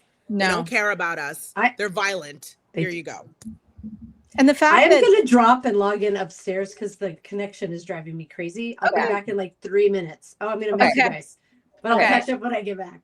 No problem. And I gotta go in a minute because my task rabbit is here. But I will say this. Sorry. Real life. It's like I literally moved yesterday, Nicole, and so I need somebody to come. Yeah, I know. I'm literally sitting here surrounded by boxes. So But I love that the first thing I see are books unpacked in the back. Like Yeah. it says so much about who you are. it's all books. But anyway, so the point is, we also want to talk to you about your incredible. First of all, I love the fact that you own all the success. Love it, love it, love it. Women need to do We it more should. often. They want us to be embarrassed about it. They want to be They want embarrassed us to make it Or to be trope, a humble. narrative that's, Like, that we yeah. don't have it. We do. Terribly You're not. You got divorced. You I did. totally recreated your life at the age of Mhm. 40. You adopted 3 kids and had your own biological kid after 40. I love every part of this. And then you're telling other women how to manage their money and basically like own their financial power. Like, Yep. speak, go. Yes, yes. I mean, I think the biggest thing that I always say is like, I don't advocate for billionaires. We don't need more billionaires. That is just the reality of it. But what I will say is that money, the intention of money is to give you options. It's Yep. not so that you can cause harm. It's not so that you can be out in the world doing terrible things. But I absolutely believe that there are horrible people who have money with no intention for good. Money is good in the hands of women because we do good things with our money. We give Yep. it back to our children. We give it to our communities. We take care of ourselves in a world that doesn't take care of us.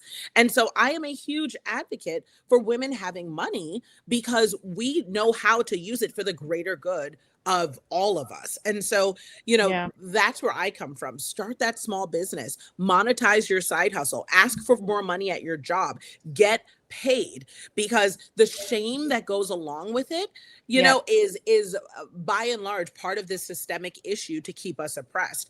And we have the power to help each other to get out of it. Yeah.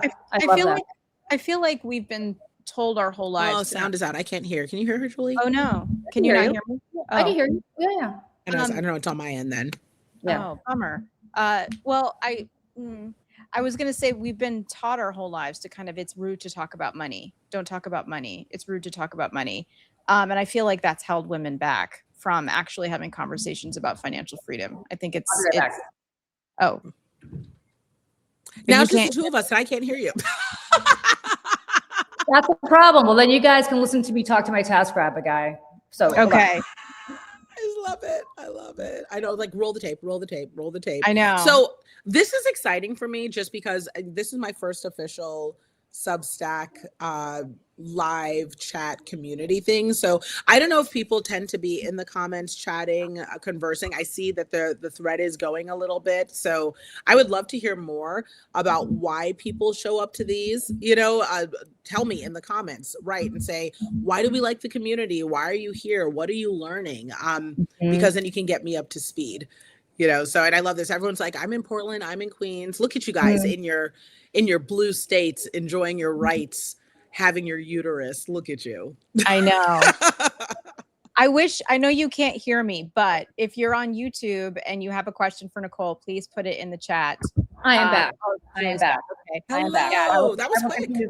Yeah. Well, he's here, so I had to just set him up because I don't know how to mount a TV. So somebody just came over. Oh, me neither. It's the right thing to do. Like plot twist. I tell everyone, like TaskRabbit for all of even my furniture assembly.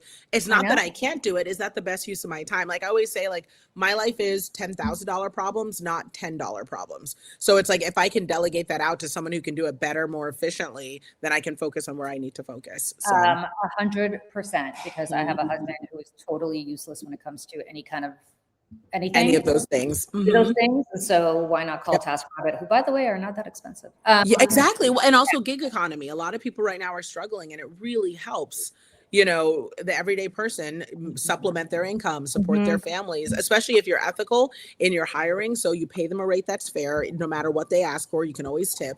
And then also offer them the restroom, give them some water, feed them if they're there for several hours, particularly after 4 hours. Like treat people the way you want to be treated. So use the gig economy, but treat people the way you want to treat them. Yeah, agreed. Yes. Can you guys hear me now? Yes. We can talk about how Trump got rid of 75% of Black officials and independent agencies, and also how they're not promoting Black officers at the Pentagon because we're government fucking great. And 600,000 Black women have been laid off, just across the nation, especially with the elimination of, diversity, equity, and inclusion programs. And it's what we expected because we're easy to target based on the way that we look. So the assumption is, granted, 92%, the assumption is probably right. But if you look at us, you assume that we may not be in support of this administration. And the thing that I want to say just really transparently about that is we're not surprised. I'm not speaking, we're not a monolith. I'm not speaking on behalf of all Black women, but I can tell you the Black community is not surprised that this happened. But what we're watching and waiting for is, again, we are so much of the infrastructure of companies. We are so much of the backbone, and we are thought leaders. We do the work in so many different ways to get where we are. And the impact will be felt. It's kind of how I feel about, I live in LA, the community out here is so diverse. The LGBTQIA plus community is immersed in so many different industries. It is felt when they decide not to participate. Okay, things are less beautiful. They are less smart. They are less creative. They are less funny, and you guys remember the writer's strike? We felt that. Things were less funny. Things were less good. And so it's like, if people want an unseasoned, unflavored, misfunctioning world, have at it. We'll leave, but we're taking our seasonings with us. Enjoy your oatmeal and toast. Oh my gosh. This is so interesting. I know you're new to Substack. Do you follow Zuri Stevens? No, I have to though. Oh, she's amazing. Her publication is called We Need a Black Woman in Charge. And she was on the Daily Whatever. She was on the Daily Whatever show Thursday with another guest, Zulfina, who goes by Letters from a Feminist. And we were having a whole conversation about intersectional feminism. And what Zuri said that hit me so hard was she works in public health, or she did. She doesn't have her job anymore. She talked about the same statistic you just did. And it's not just that DEI programs have gone away and that DEI has become like a naughty word almost. It's that her company was reluctant to put her forward in the public health space because of the assumption that she was a DEI hire. And they didn't want to be perceived as being DEI friendly simply because of how she looked. And that was like a next click down I hadn't considered. And it's horrifying. That is horrifying. And God, just I have no power here other than elevating other people's voices wherever possible, but that's huge. Acknowledging it sucks. You know, what I like, and you guys may not know this, so I'm going to do a little shine time on Dana. So understand that it's very, very clear if you are a Substacker, you can see who's on the top and all of that. Dana is one of the only people who reach out to me, you know, and I've been, you know, number one bestseller. Oh yeah, number one bestseller for several weeks. You know, I've been interchanging back and forth. I'm number one in my categories. You know, I've had a multi six-figure rise to Substack in only 14 days. Nobody's saying anything. But if I was a white male, the thought pieces that would be out there, the discussions about how I am just an innovative, brilliant thinker, how I'm a genius, all that. But this is something Black women are used to, you know, and so what we do is we move quietly and we consistently, you know, perform the way we needed to. You know, I know that there's a lot of discussion around whether or not Substack shouldn't even platform, you know, people, like, which we all agree, right? Tate shouldn't even have a chance to be out, like, get them out, you know. But I'm also aware that, you know, in the interest of free speech, although this isn't really that, you know, it's hate speech, but in the interest of giving people a place to speak, if you will, you know, that Substack is navigating that piece by piece, you know, as a newer platform. But when I tell you, I am so grateful to you, because this, at a bare minimum, giving us a place to share, saying, hey, you know, we are aware of our privilege. We are aware that we have a microphone. We are aware that your voices are not elevated often, and you still have something to say, if not at times the originator of the thing that was being said, you know, and giving us the place to say it is, you know, definitely step one in making sure that change happens. But you know It's what, Nicole? literally why I set my alarm for 5:30 in the morning so I can get up and platform people. Thank you. And I'm like, in my head, I'm like, what are you doing Tuesday? I totally want you to come on the Daily Whatever show too, because you have to meet Lawrence, my partner. We've been best friend for over 40 years. Oh my gosh. Oh, I love it. Yeah, next week is our 1-year anniversary week. And I want, how did you do this? And like, we've been here for a year. Of course, we were not coming as best-selling authors as you are, but like, how did you hit number one in just a few weeks? I don't know how many tricks of the trade you can share, or I share what you want to all the disclose things. here, but that's huge. Like, all the kudos to you. Oh, thank you so much. Yeah, no, I share all the things. So that's the other part too, is, you know, I know that I have no problem sort of tooting my own horn or like flexing my things and all that. But part of it is because I don't gatekeep. Like, if people want to know, I will tell you, because I absolutely believe we all can attain, you know, granted, we're all facing different systemic issues. We're all facing different hardships, you know, and carrying cards that we did not ask for. But I absolutely believe we all have access, if we share openly, both the money, the opportunity, the tools. So let me into the boardroom, because I'm gonna come out and tell everybody what I saw. You better wipe the whiteboard, because I'm taking screenshots and bringing it back to my friends. You know what I mean? So this is truly, Nicole, you're hired. You're hired. Yeah. Good, because they're not hiring us anymore, Dana. Give us a job. Inclined. If I had, I am being literal and serious that I will pay for your time, because I want to learn all your secrets. And if I had a job to give you, I would hire you in a heartbeat. I used to do a lot of hiring where I work at my day job. Not so much these days, because look at the economy, but hire you in half a second. But keep going. You notice I've been very quiet. I'm a big talker, but I'm like, girls got this. Keep going. Oh my gosh. No, I have to say, I do believe in it's sort of twofold, right? One, let's acknowledge the issue, you know, and I think that that's part of the issue of what we're running through right now, is there is a lot of acknowledgement and awareness happening, you know, and like, we have an issue, we have a DEI problem, we have this, you know, all of that. But then the other issue is, what are we going to do about it? Let's get the smartest people in the room and listen to them. And then if you want to throw in like a little bonus sprinkling, you know, on top, it's, how are we not gatekeeping? You know, so when I look at other women, all I can think to myself is, if you are successful, I have 4 daughters, right? 4 Black daughters. And so when I look at my girls, I want them to grow up in a world where Danas have microphones. You know, that's all I think about. You know, it's like, I want them to grow up in a world where, you know, if Dana has a microphone, I know that if she is safe to be able to carry one and is platformed and people follow her and they love her and they share what she does, then the odds are better my girls will get one. And even better, I know that Dana will still look out to hand hers over to them. That's a good thing for me. So if you're successful, it's beneficial to me, and so knowing that we have that intersectionality is I think key, instead of seeing ourselves as each other's enemy. And this nature of brewing competition that is trying to be fostered by the Andrew Tates of the world. That's what they're doing, by the way, y'all. Like, if you don't realize it, it's simply trying to create animosity within our but within the liberal party, if you will, or within That's what women. the algorithm wants. That's what they want. Yeah, That's what they want. course. And if we, again, start eating ourselves the way they eat themselves, that's when we run into these issues. But if we're smart enough to say, like, hey, I'm Xing you out, Andrew Tate. So I'm talking to Dana. Dana, here's how I made more money. That's less money for Andrew, which I question if he even has it anyways, because who has 1.1 million subscribers on Substack and doesn't even have 100 of them paid? Like, you're telling on yourself. The data and stats are telling on themselves. You're everything here is manufactured and not real. Does he not have a check mark?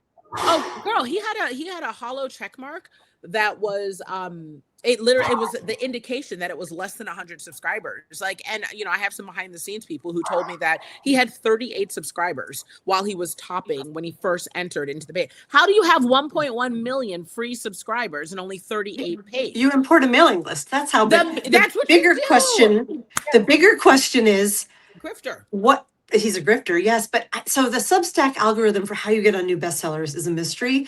I've been here just a year, and at the beginning I charted here and there, and the Daily Whatever Show, my podcast, was also, because I am me as a memoirist, as I write out loud, and then I'm also this podcast, and I would pop in parenting or culture here and there. But most of my growth individually has come in 2026, and I have never charted on anything yet. And I'm like, okay, this space is getting more crowded. But I knew from when it was definitely tied to getting a paid to an unpaid ratio.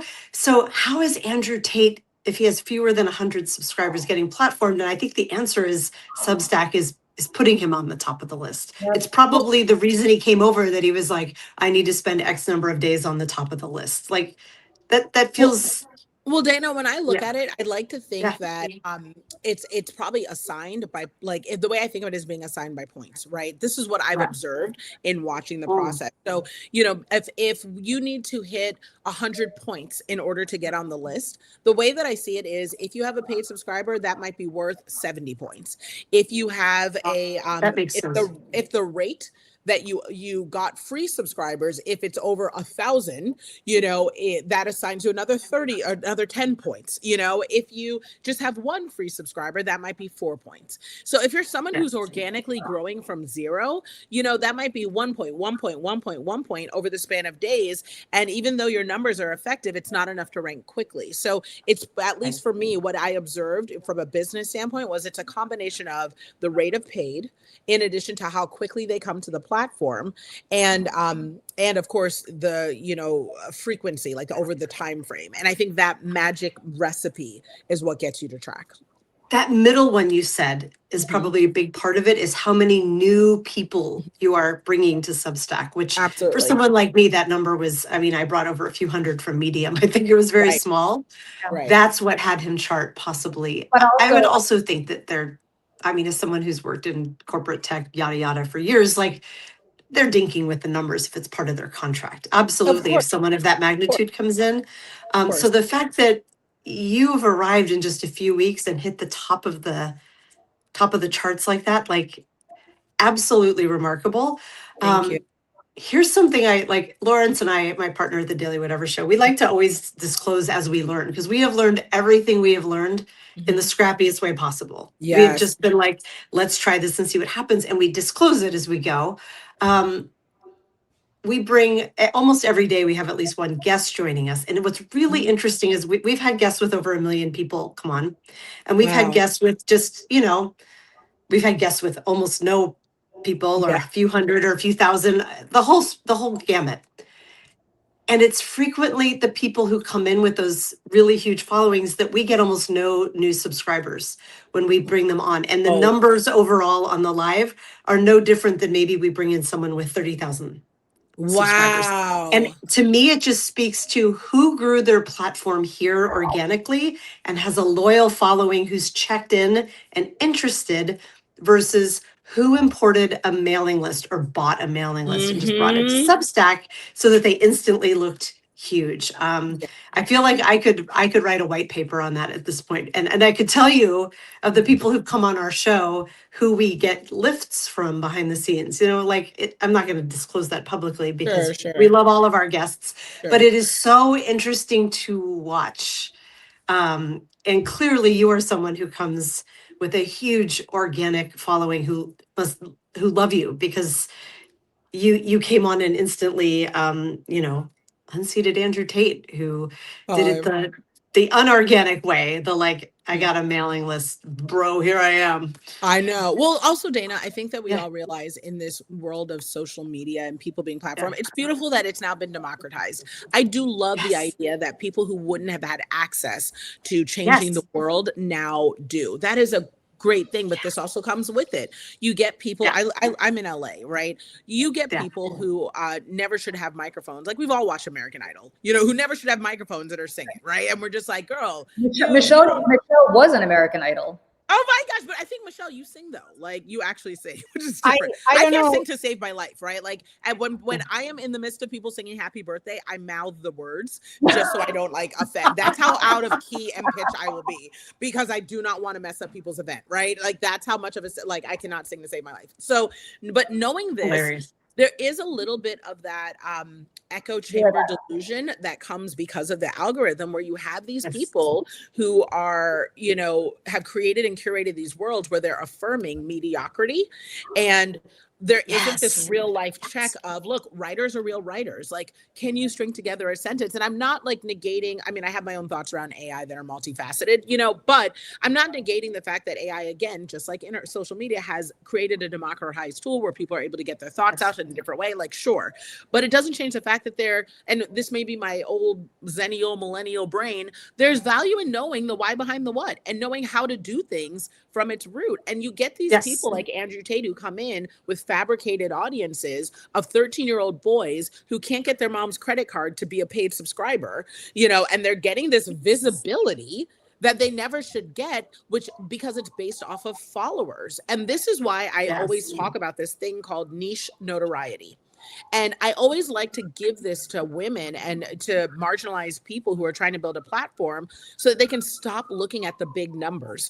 You know, stop being like, even though you're able to flex like, you know, bestseller this, bestseller that, look, selling 100,000 books to change people's life and never making New York Times matters more and is far more impactful than making that dang list that is run by men, that is run by white men, that is run by billionaires, you know, and it's a beautiful privilege to be able to be amongst the most visible on that list, but make no mistake, it doesn't identify your work as valid, necessary, or meaningful.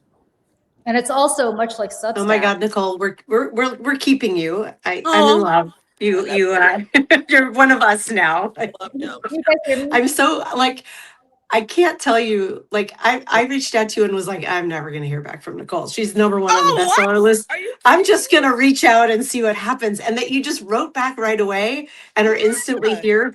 I mean, I felt that way. Julie, when did I first reach out to you? I think our podcast was like 4 or 5 months old. And I was like, there is no way I'm getting Goddess Julie Roginsky to say yes on our show. And you were like, we'll totally come on your show.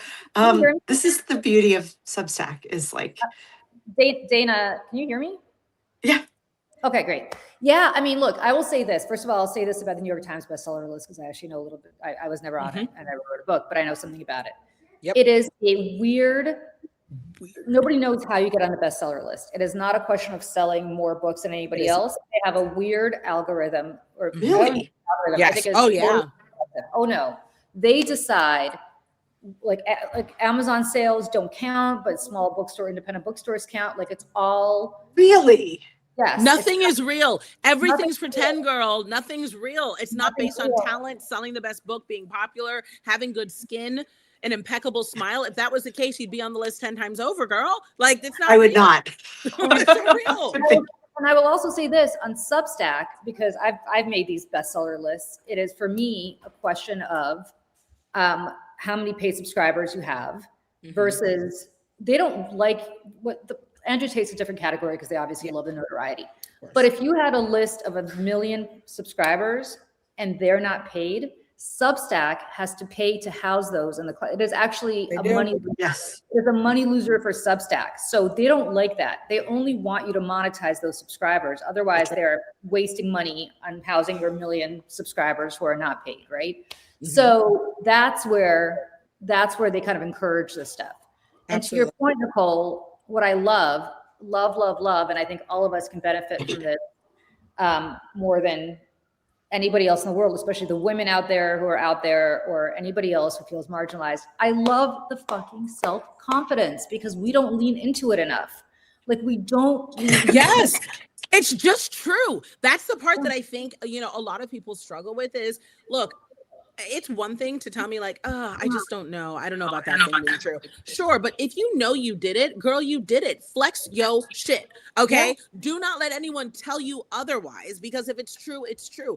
If someone wants to argue with me about something that isn't true, like we can go back and forth on it. I can be like, and I also have no problem saying like, that's wrong. I didn't do it. Like, I don't know that thing. That isn't correct. But if it's true, do not let anyone cut you down or take you down from it. And especially when it comes to charging for stuff. Like you said, these lists, these things are so pretend. Follow the money. That's what that's about. When you look at Substack and a platform like that, that's why they want to encourage people to pay for that platform, which is why I made that list. I made that list because I brought over a lot of paid subscribers. People were more likely to convert onto other people's platforms. Yep. I brought in revenue, and thus they elevated me because they're like, hey, look, Nicole's doing it the right way. I know what I sound like. I know what I look like. I get into certain boardrooms because people think I'm Candace Owens, because my husband is white, because I sound like this, and because people know that I have a Christian background and a Christian belief system. But guess what? You got it all wrong. I'm not her. You know what I mean? Like, I'm not the one or the two. Thank goodness. Yeah, thank goodness, And so it's one of those things, though, that's the same thing with Substack. They want to elevate a certain visual image. You want someone on the list who brought in paid subscribers, who talks about things that seem kind of lukewarm, kind of, oh, she's talking about divorce. Look, see, she's right. I fit the algorithm. I fit the messaging. I fit what they want people to see. If you come on there talking about how Black women and marginalized people should have money, here's what you don't know about it, and here's where they should be. I have 1 million followers, but no one paid because I didn't even turn on my paid because I'm just giving away secrets for free. No one will even know you're there. They won't even know you're there. You know what I mean? Like, and that's intentional. It doesn't serve their interest. So Dana, you keep doing your great work. You keep flexing yo shit, okay? Because your people will continue to grow, and they'll become evangelists, and that's all that matters. It's why have you guys heard about Sharon McMahon? Do you guys know her? Do you follow her? No. Who is she? I get to bring something of value to this conversation. Oh my God. Everything you have said is of so much value, Nicole. No, Dana, you think I'm your people? You will love this woman. Okay. So Sharon McMahon is known as America's government teacher, right? And when I tell you, this woman is like she's also a Zennial. She's like a golden retriever. She's based out of Minnesota. She has a huge following on Instagram, and she runs the Preamble, which is one of the top Substacks in all Substack history, and it constantly charts at the top of the politics category. So I'm following her right now. She is everything, right? So this woman is she's a teacher, right? And teachers are like, God protect the teachers, the nurses, the educators, the social workers, underpaid, underappreciated people who are showing up for us every day and our babies. And so this woman, I'm not even kidding, has for the past, I want to say 5-6 years, been coming on to just teach us about the Constitution. Oh, yeah. This is what it says in the paper. Yeah, she's massive. This is what it says in the paper. This is what it says in the thing. Here's how this is a thing. And when I say does it in the most fairly neutralized way, it's very moderate. It's basically saying, I will present the information and you make your decision. So if this administration says, hey, this is what the Constitution says, she'll say, hey, this is what the Constitution says. Are the two things they said the same? You know what I mean? And you can decide what you want. Y'all, she is going through this cancellation process right now by the extreme right, because she, one, has built an audience of people that are activated. Now, there are tons of people who speak to the government and teaching and all these good things that the left hasn't come for in a strong way. But Sharon activates money. So she has raised enough money. I think she's raised something like, I want to say $35 million over the course of the past 6 years for no political party, for teachers, for hurricane victims, for children, and no causes that one would even begin to say, like, it's like she raised money for the nuns taking care of orphans with their puppies and children eating ice cream foundation. Like, that's who she is. Do you know what I mean? Like, if you have a problem with it, what's wrong with you? She has canceled $400 million of medical debt for Americans. Wow. Oh my God. 400 million. I love this. I love So she activates money, and Yes. that is why they're canceling her. So she recently was canceled from speaking at a commencement at Utah Valley University, Really? because they said that she was controversial because when Isn't that where Charlie Kirk was killed? yes, Wasn't when that- Charlie, that is exactly where and she's already So spoken she there got twice. there. He got to speak there, but not her. She already Yeah. spoke there twice.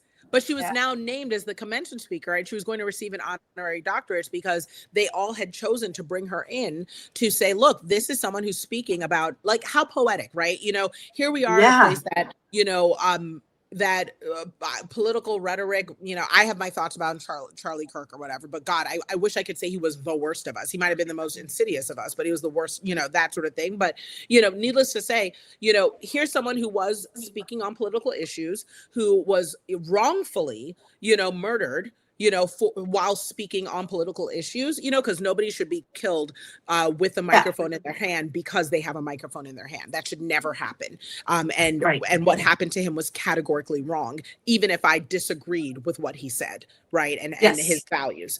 And so she said he should have had the same protections that every that American I want should for have. myself, that I want for my children. Like, he should be alive every single day for me to argue with him. You know what I mean? Like, that is the way it should 100%. be. That is what America's founded on. And so when he was killed, you know, Sharon was moved to tears because she's just like me. It's terrifying and it hits different when you're a creator. You know what I mean? It's scary because we can see ourselves in that moment, and it hit her different. But she also said, look, I also want to say that this is some of the language that he utilized as direct quotes. So this is to help you understand as a government teacher why some people may not share in that feeling. They may not be grieving his loss while acknowledging the wrongful nature of what occurred. And so this is what she did, and they canceled her for that. They canceled her for crying about the fact that he died, but also sharing the fact that there were, you know, different perspectives on it, like a teacher that people have. You know what I mean? And so I mean, yes. And I have to point out, this is like a pretty blonde woman too. Oh, like, yes. So many Black women have been canceled for saying peep about this. And I recognize my privilege as well, a very small stacker no one's paying attention to, but also as a white woman. This is like, you called her a golden retriever. She's a golden retriever. She posts pictures of bald eagles. Like, what is happening? But I do want to say this, and this is something that I think people don't get. There is study after study. McKinsey did a study on this. I believe the Harvard Business Review did a study of this. The more diverse your workplace, the better it does financially. And this is, as much as people are bitching about DEI right now, as much as people are saying that DEI is over and it's dead and we're not going to hire women, we're not going to hire African Americans or anybody else, you know, people of color or LGBT members of the LGBTQ plus community, the reality is that the more diverse your workplace, it is in the interest and the bottom line of these companies to hire more people like that. Like And the part that just astounds me is that, again, it's not like I'm making this up. McKinsey, I mean, these are the most, like, they came up with this. And yet it doesn't matter. It's facts. It's just facts. And what's wild about it too is it's not even like, and I'll play into some stereotypic tropes. I don't want to be in a space or eat a meal where there wasn't a person of color or diversity there. I want my stuff seasoned. I want it gorgeous. I want it delivered excellently. I want it fabulous, you know, and I can honestly tell you that that is one of the beauties of diversity. When you're only speaking from your space, whatever you do is going to have that tunnel vision. It is going to be linear, and then you won't make as much money. Also, because women know how to do more with less by design. We have to fight for every grant. We have to fight for every dollar. We have to fight to be heard. So if you give us $1, we're going to turn it into 20. Why wouldn't you want us leading and organizing and raising money for anything you do. It's short-sighted, but that's okay because, we're in America the season finale, you know what I mean? And we're all, FAFO. It's a group project. We all failed. It was open book Right. test. And we're being forced to eat oatmeal with not even any, there's no oat milk around or even It brown doesn't even sugar. taste good going down. I'm so No, it's sad just right now. lumpy. Yeah. It's just lumps. And, Ugh. and like, why would you not want to be surrounded by people who have different perspectives from you? Like and Nicole, I don't know if you know this, probably not, but I spent a decade at Fox News as their in-house token liberal. And I have to No way. Just to say we have one. yeah, just to say that we have one, right? So To their credit, though, they brought in a really sharp, well-spoken. Well, I mean, to their credit, I can only imagine what that was like. You were probably no. Actually, it was great. It was great because I got to fight with the worst, people on earth every single day, and got to stick it to them. So that was fun. But what was interesting about that was I live in New York City. I live in the Upper West Side. When I started working there, I lived in Greenwich Village. So like I'm surrounded by people who look like me and act like me. And I work in Democratic politics. So like I never spoke to, this is even pre-MAGA, this started during the second Bush administration, but like I never, ever, ever talked to anybody who wasn't like me. And I still say to this day, it was so worth it despite the nightmare. It was so worth it because at least I got to experience the other side of the coin, which nobody ever does, right? And the reality, and they never, they would go from their houses on Long Island to the studio in the city. So they never spoke to people like me because God forbid that ever on liberals, right? So I say this because like you could extrapolate that to the larger sense of why we should all be around people who are not necessarily like us. Yes. It actually benefits you. And which is different from the whole pick me thing that Candace Owens is, which is like, Candace Owens realized she could never hack it, and I sincerely mean this because she tried. Absolutely true. Just on paper. It's just a fact. Never hack it. She could never hack it in the real world, so she had to go MAGA because she was the pick-me African American woman MAGA because she'd never hack it anywhere else. And the reality is that people like her aside, it is helpful to be around people who don't think like you. It actually enriches your life. Yeah, of course. And it's also wild because I think people lose sight of the fact that as Black people, we are forced to live DEI every day. And if people don't understand that, I live in a white world. So that means that unless I am seeking out, creating, or fostering spaces that are Black, or being within my Black community, I'm naturally forced to engage in DEI all the time. Whenever I go out, if I walk through, like a simple exercise I always try to tell people about the value of DEI is you don't even realize when you walk through the aisle. I don't shop at Target anymore, but if you walk through the aisle at Target, or if you walk through the aisle at Walgreens, or if you're going through just the makeup aisle for foundation, look for the darkest shade that you can find. Recently, it's gotten a lot better, but only after people like Rihanna released the Fenty Skin collection and showed there was a ton of money in offering an enhanced range because Black people have money too. But prior to that, I would go in, the best color I could find was toasted almond. And if I were to go to a certain, town or city in the Midwest and need makeup in a pinch, I can't just run to the store and grab what I need because it doesn't exist. I'm forced to navigate a white world where at every single turn, there are little teeny tiny microaggressions that make it clear that I am not thought of in the room. And I'm not asking everyone to adjust and modify on my behalf. I'm just asking for the awareness that this may exist.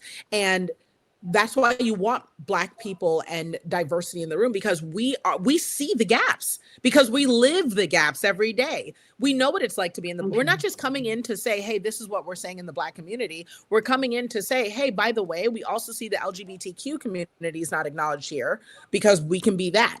Like people don't know, I converted to conservative Judaism, probably like 10 years ago. Before I ended up converting, it's crazy. Before I ended up converting back to Christianity, I went through a whole thing. So my first crush, I want to hear all about that another time. Oh, but yeah, so me too. My first crush in elementary school was Eli Berman. Oh my gosh, it's been that ever since. So, but that being said, converted to conservative Judaism, and my old father-in-law was a cantor. But when I went through my conversion process, right before I dipped in the mikvah, they sat me down and looked me in the face, and the first thing they said to me was, "Are you ready to be part of the most hated group of people in the world?" And I looked at them in the face and I said, look, I'm Black. Like, I know what it's like to go someplace and have someone deny me service, look at me funny, follow me around the store, at least being Jewish is something that people won't see from the outside. And two of the three people on this call with you are Jewish by birth. So you understand. Yeah. I mean, you understand. It's like, this is something about, I think, part of why the Jewish community, I think, has been so intertwined beautifully in so many ways. I know that it's a very complex rhetoric right now, but the people, the culture, the faith are not the government of their people either. So I always try to make sure that's very clear. But, the Jewish community and the Black community has been intertwined for so many years because there is that shared understanding of what it looks like and what it feels like to be persecuted both financially, physically, and through career and work in so many different ways. And so, I say this to, acknowledge that when people hear DEI and they're afraid to have a Black face or a brown face or a woman or someone who's LGBTQ in the room, it's not that you are just taking out the identity of the person who's carrying that message. You're actually taking out the person who may be an advocate for who else isn't in that room. So it's like, it's just a really dumb move. You know what I mean? Like you could be hurting yourself. If you're a woman, you want any woman in that room. Anyone, because your odds are better that you'll be thought of. You know what I mean? Yes. And I would layer on top of that, you want someone older in the room too. Like yes. I have worked in, tech marketing, content kind of roles for many, many years. And jobs were always like, I know people and one job would come in another. But it wasn't until I was in my 40s and I got laid off and was like, I'll find another job. And I went through almost 6 months, 14 full interview loops until I finally got a yes. And the only reason I think that one was a yes was because there were women over 40 on the loop. All the other ones, there were none. And to this day, if I walk into an interview and I see the loop and there is no one over 40 on the loop, I know I will not be considered. And so when I got to where I am, there's like a group of interview experts who help out. And I was like, I'm getting on that committee because I want people to see my face. Yes. Yes. And also being over 40 is so important too. The person. Yeah. And I'm well over 40 now. Yeah. I mean, you know what, guys? It's actually more insidious than that. It's not even an ageist thing from the perspective we don't want older people. It is also an income thing. Like we're working, my nonprofit's working on a bill right now to get rid of forced arbitration for age discrimination. And the problem is, and we testified about this on the Hill, alongside, this is a harrowing story, a nurse who was in her 60s, who was like the main nurse in this hospital in Ohio. And she was like beloved by everybody. She got laid off in favor of a 25-year-old because they could pay the 25-year-old half of what they were paying her. They also save on health insurance. People don't talk about that. The older people get health insurance policies. All the years of experience that she had in nursing was out the window. It's not that this 25-year-old isn't great. It's that this 25-year-old just doesn't have the experience and the life experience and also the medical experience to have done the same work as this woman. And yet it didn't matter because she was so much younger and they paid her, I think, literally half of what they paid this woman because she had 20 years. But who do you want caring for you? Well, and also I say that all the time. We all go to, like, if you go to medical school, you've learned the practicalities of what it takes to be a doctor. I don't want a doctor that hasn't gone through residency. I don't want a doctor that hasn't seen a patient, even though you technically get your coat and your degree and you are a doctor after that. I want a doctor that's done this surgery, this procedure so many times. Not to mention that also, like, not knocking, again, there are young ingenues who are proteges who come out and knock it out of the park. And younger people, I have daughters who are, because I adopted my first three, are 27, 23, they're in this world right now fighting for their lives. Okay. And they are brilliant and capable and deserving. And, I absolutely see their value in what they bring. They're teaching me so much, like they even taught me, I used to say minorities because that's what I grew up with as being the progressive sensitive language. And they corrected me to saying, Mom, we stay marginalized because people of color are not actually minorities. There's more people of color in the world, it's just, and that's language that's utilized to foster a perspective. You're actually just marginalized. And I was like, thank you, my kids. You know what I mean? So also as an older woman being in the room, I think what a lot of people forget is that we are coming in with a work ethic and years and decades of experience things that we have touched and places we've gone, you know, a confidence level, you know, that, I mean, every woman will tell you, we miss our 20s because we like good knees, you know, we liked not hearing ourselves and our bones when we wake up, you know, like those sorts of things. But I don't want to relive them. I do No not want to way. relive my 20s. They can have them. You know what I mean? Like, because the nerves, the confidence, the jockeying, the figuring out kind of what I'm doing and where I am. I heard when I get to my 50s, I'm going to be dangerous. Like, I heard You women will. in their 50s right now. Oh, like, Weirder. Dana and I are in our 50s. Michelle, who unfortunately you can't hear for whatever reason, I want people to know she's not being rude. Michelle, for some reason, her sound is not working. But Dana and I are both in our 50s. I got to say, I'm loving, I don't know how you feel about this, Dana. I'm loving my 50s because I got to be honest with you. Yeah. I have no fucks left to give. Like, yes. zero. Like, I would not have written that Scott Jennings article. So I wrote an article. So I was on CNN all the time, and I wrote an article about Scott Jennings. This was a dipshit. I don't know if you know who I'm talking about. Yeah. And it was like CNN is beclowning itself by having Scott Jennings. Clowning. I love it. I would not have written that article in my 40s or certainly not in my 50s when I was TV because I actually would have given a shit about coming back to CNN. Now I'm like, I don't give a fuck. Like, I don't care. I don't care. You pointed out, Nicole, there are so many other ways to get your message out. There's so many other ways to talk to people. We get more people on Substack, and like I got more people reading that column on Substack than people were the people get in the demo on CNN. So like, who cares? Who cares? Exactly. Yeah. And that's also kind of the funny part of it too, is why do you think they don't want women who are over 40 in the room? Because we'll be the first ones to tell you that, hey, it's more about getting your message out and doing impactful work and helping people. That's what actually moves the needle than it is about followers, fame, clicks, and like. We'll tell you that that's facetious. We'll tell you it doesn't translate to dollars necessarily. We'll tell you that that's the game they're trying to sell you so that you can be silenced and adapt your message to what they want to set up. And other things, we will not clean the kitchen, and we will not plan all the social events. Every young woman I work with where I work, when there are things coming up, like we're going to have a big team event, I'm like, do not be on that. Do not be voluntold that you have to do that work unless there are also men doing it. Do not do, because I've seen it way too many times. And I'm like, I know that the kitchen is going to drive you crazy because sometimes people leave their shit in the kitchen. Only clean your own things. Do not become the mom. Absolutely. Right? We're not, but like, they we're need not, like, yes. They need that. They need us in the room to do that. And but I'm telling you, when you have women, it's not lost on me. Like, I used to work in healthcare, you know, and there's a reason why you want people over 40 gone out of work, because they're expensive. They raise the cost of the policy for the company.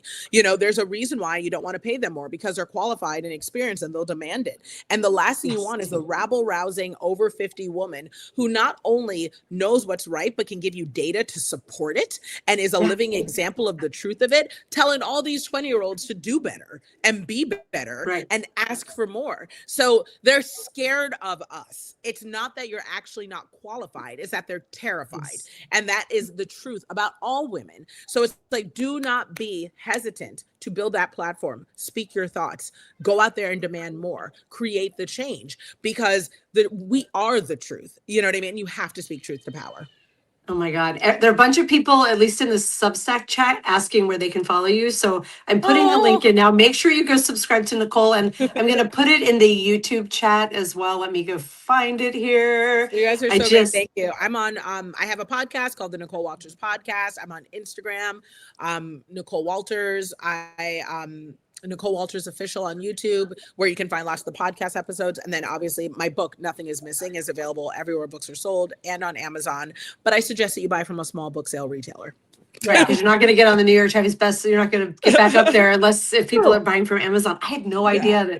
That's the whole thing. The opposite. They want you to buy from independent retailers. I think that's, one of those things. So, ultimately. What are you showing there, Michelle? I see you're showing something. Oh, Instagram, yes. And it's a mixture. If any of you have like grandma vibes, you'll see, like, I just had a baby. She's 15 months now. So my 1-year-old. So yes, congrats. Cute baby pictures, in addition to, classic millennial content, like me complaining about there not being enough chairs, places, in addition to complaining about politics, in addition to sharing behind the scenes and baby things. It's a full spread. I love it. And I'm absolutely, and we're not concluding now. I'm realizing this sounds like we're like wrapping up. I didn't mean to do that. Just that there were a bunch of people in the chat being like, where can I follow? Thank you. Thank So you. I wanted to make sure I said it aloud and didn't just put the link in because it's going by. The fact that you're dealing with a 15-month-old after having already raised 2 children. Right? What's wrong with me? Like, honestly, That's insane. something snaps. Well, That's so what's insane. interesting is if you saw my husband, I just got remarried 2 years ago. If you saw my husband, you'd understand. He's stupid hot, and he's really, and he's super emotionally intelligent. And he had me. He got me. It is what it is. Oh. You know what I mean? It is what That's it is. great. I love Yeah, that. That makes me so happy for you. The second one's better, y'all. Like I had 27, 23, and 14. I adopted my 3 kids after, it's what's in the book. I adopted my 3 kids after meeting their mom on the side of the road in Baltimore. She was panhandling with my youngest, who at the time was 3. And I pulled over just to be like, hey, you know, what do you need? I lived in Baltimore at the time. I went to Hopkins. So I lived in Baltimore at the time, and I was like, hey, you know, well, you know, what do you need? Do you need food? Do you know, whatever. And then she told me she had 2 more daughters at home. So started taking them groceries. And then she went to jail after about a month. And the state would have taken the kids, like, we just didn't know what would happen because there were all 3 of them. They were 3, 11, and 14. So I took them all in. And then when her mom got out after a year, the girls were like, can we stay? I was 28 at the time. And I was like, sure, like, we'll figure it out. And that was Nicole. 11 years ago. So I adopted 3 girls. So I have those girls. So they're biologically related to each other? Also? Yeah, they're all sisters. Yeah, there's 3 sisters. Yeah, 3, 11, and 14. And so their mom's still in their life, you know, and, you know, we are, but she's like maybe more like a grandma now, you know what I mean? Because there's abundance of love. It's just that parenting wasn't her bag. You know, she's got her own things that she's coping with, but the love is not, you know, it's one of the most loving actions that she even allowed someone to step in and mom, you know, and help. And my girls are incredible. You know, they're incredible. And, but, you know, my first marriage failed, you know, not failed, I would say expired, like milk, you know what I mean? I was getting curdled. It wasn't the thing. And I had a lactose intolerance. So, you know, first marriage is done, but got remarried to the most incredible man in the world. And we had another baby, and now my 4-pack is done. So I love that. I love that so much. I don't know, Dan, you had your kids younger. Me? Yeah. No, my 2 were 16 and 18. So I had them kind of old. Oh, you get it, girl. Woo!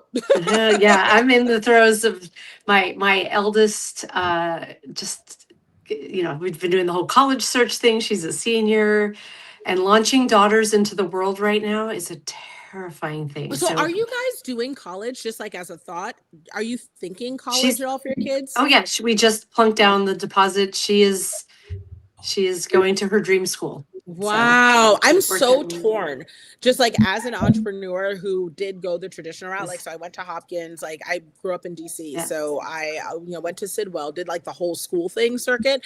And, with my girls, I think I'm just going to give them a budget where I'm going to say, look, like if I have to come out of pocket this amount, you know, like here's the amount of money. If you want to start a business, you can put it towards a business. If you want to do an apprenticeship, sure. If you want to, you know, do some charitable work or philanthropy, just because like where we are in the world right now, like I would love to say that education makes sense, but each of my children is so different that I just want to nurture where they are. Like my eldest daughter, unfortunately, had some addiction issues just stemming from her upbringing. So we put her budget towards rehab.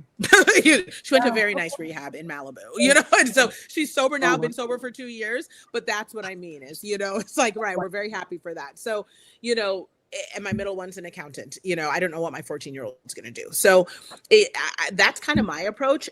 Were you automatically thinking college, or not me interviewing you, but curious? Yeah, no. It's a great question. And we have been putting money in 529s for both of them their whole lives, like little bits at a time. Yeah. So that we do have some money. To me, we have what I consider like, I'm so proud we saved this much, and also nowhere near enough. Yeah. We have some help from my family, which is great. And there has always been an understanding of it will likely be college. Yes, I have definitely, instilled that in them, but there is a point where I have questioned of like, is it really worth all of this money? But here's what I've done differently than my family. And I think I'm like facing family wounds as I'm going through the process on the other side of it of like, my parents divorced right before I started college. I had a full tuition scholarship all 6 years, undergrad and graduate school. And I've never actually been acknowledged from my family for that, but just paying for all of the living expenses and things. It was, my parents wouldn't talk and I'd have to go to both of them. And it was so hard. I ended up going into debt because I never had an understanding of what we had. We weren't rich, we weren't poor, but there was sort of this like, of course you're going to go to college. Of course we can afford this, especially since my tuition was covered and I went to a state school for undergrad. But like with my daughter, I sat her down and I have a huge spreadsheet tracker. And I'm like, this is what we've saved. This is what you got. She got a really nice scholarship where she wants to go. But we've told her like, this is where you need, it's not a ton of money, but like you're working now. She has a job after school, either through work or loans. This is the part we expect you to contribute because you need some skin in the game. And she understands like, and then I did like projections for 4 years because we know the costs are going to keep going up. That's amazing. This is where we can come in to cover this. And she got into, oh, sorry. Sorry, let me just butt in because Michelle's got to run because sound's not working. So she's going to go continue. Sorry. I just want people to. Hi, Michelle. She got into Pratt in New York City, which is where we were debating coming to visit you. Wow. And I think this happens. This is what Lawrence and I face in StreamYard. Sometimes when people come and go, the sound goes away. I think we lost you, Nicole. No, I can hear Nicole. Oh no, we did lose. I can hear you. No, I can hear you. Oh, I can. I can hear Julie and I can hear Dana. I can hear you both. Okay. You're going to have to translate or else I'm going to have to pop in and out. But I'll finish the story of Pratt. She got a great scholarship. It's $93,000 a year, room and board tuition. $93,000. So even with her $33,000 a year scholarship, it was like this. If you do this, then that means this is the level of debt. And I don't see this how. I mean, she wants to go into design. It's an amazing design school. Like, take the win of the pride that they admitted you, but like we cannot cover this. So to me, it's all about transparency of like, this is, I see it as like, this is the final decision that her parents get to help her make as parents. From here on out, we are consultants, but like she'll own it. But college, I had no idea how compounding interest worked. I had no idea about any of that. I know I got into Boston University. That's where you went, right, Julie? That's where I went. Yeah, I went to BU. And my parents were just sort of like, well, you can't go there. There's no money. And I was like, maybe tell me that before I apply. Like nobody helped me understand it at all. And it was just, well, you're going to go to University of Florida. It's the state school. We can afford it. But we've been there every step of the way, being like, go for the gold. You're really talented. Maybe there will be scholarship money. There is. And so I feel like for her, this is the right opportunity. Where she's going is amazing. I don't want to say it on air, but but also understanding of like, well, this is, the juice isn't going to be worth the squeeze. If you're graduating 80 or 100 grand in debt, you will never probably come out from under that. It will cripple you and follow you. People who are listening to this, because we have people from all over the world listening to us, I'm sure your head is exploding when you hear about the fact that college costs $100,000 a year in this country. And I have a 13-year-old, Nicole, so I have been 29 from the day he was born. And I'm planning on $100,000 a year from when he goes away to college, which is insane. Not to mention, he lives in New York. We live in New York. So you went to Sidwell. You know what I'm talking about in terms of tuition in schools. Also insane. Oh, tuition, just so people have context, $65,000 a year. I can't hear Nicole. I'm so sad. Oh, go out and then come back. I'm going to drop and come. I'm going to come right back. It is over $70,000 a year in New York City And that doesn't include all the extras, right? Like, and also I think it's worth noting, we're having a very privileged conversation, right? You know, it's not, to even be able to consider these sorts of things is such a privilege. And it's not like there aren't public school alternatives. It's that they've been dismantled and stripped. Like, you know, my daughter went to private school in LA and then chose to go to public school because she wanted more diversity and a different experience. Right. And so, but I'm doing things like buying like Kleenex boxes for the school. Teachers are spending part of their income covering pencils and paper for their class. Like, so that's what we're facing if you're watching from abroad that exists out here in America. It's just, and I think it's worth saying, Julie, and I think we can all acknowledge this here, there is enough money. I want to be very abundantly clear. Do not let anyone convince you from any political party whatsoever that there isn't enough money for universal health care and for universal education. There is enough money because guess what?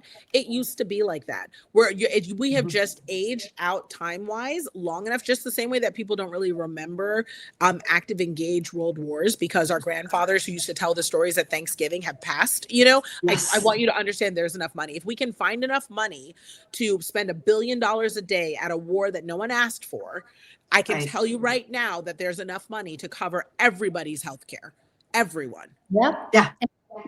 Absolutely. And by the way, it costs the healthcare system more, all of us more, to not have universal healthcare. Because that's what happens when you don't have healthcare.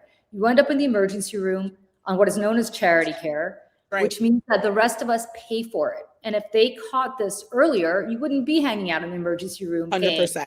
$100 billion for one Advil, which is what ends up happening. We all end up paying, which is what we all end up paying for. So again, you're absolutely right. There is enough money. There's also enough money in this world for all of us to pay a little more in taxes so that we have universal health care. Because I know it's April, right after April 15th, people are pissed off because they just paid in. Like, I'm pissed off that I'm paying Pete Hegseth, my former colleague at Fox, who get to do this bullshit crusade cosplay that he's doing.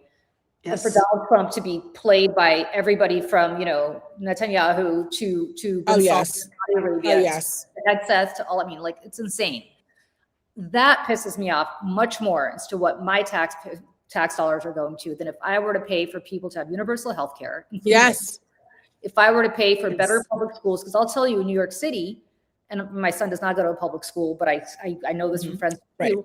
If you live in an affluent neighborhood, your public schools, your elementary schools are great because the parents who have enough money are able to supplement. Whereas if you live in a horrible part of town, the schools there are bad, not because the kids are any dumber or not because the kids are any less able, but because their parents don't have resources. They don't have the resources to supplement, and they're also working 2-3 jobs. They can't be home to make sure their kids are doing their homework and other things that the rest of us are able to sit around and do with our kids, right? That's why things are the way they are. That is the institutional, generational perpetuation of this quote unquote underclass that we all live in, right? Like, your kids are fine because you went to a good school and you know what it takes to get into Hopkins, and you know what it's like to make sure that they're going to do everything they can, that if they wanted to go to a Hopkins, they could potentially get into it. Absolutely. But also knowing that I grew up in DC, my dad was a cab driver. My mom was a secretary at a boating insurance company. I got into the various schools I'm in on scholarship because somebody, literally passengers, would get into my dad's cab and say, "Oh, your daughter seems kind of smart," because I was sitting in the passenger seat. "Have you thought about applying here? They give scholarships." And he just like roll of the dice. You know what I mean? That these things worked out.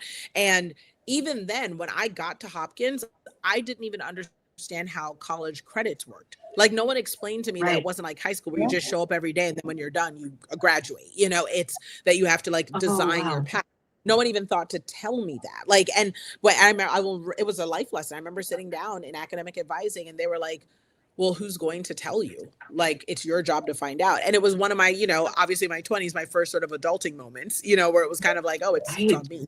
You know what I mean? Like that, And so when I tell you, it's this concept on both ends that women in particular and marginalized people are being told, don't pursue money. You don't deserve it. You're not going to get paid enough.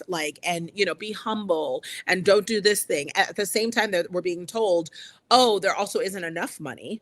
and, you know, your circumstances are due to something you did, you know, and it's not about the fact that, you know, and we're being told by people, this is the other part that drives me nuts. We're being told by people who don't, Donald Trump has never turned on a stove.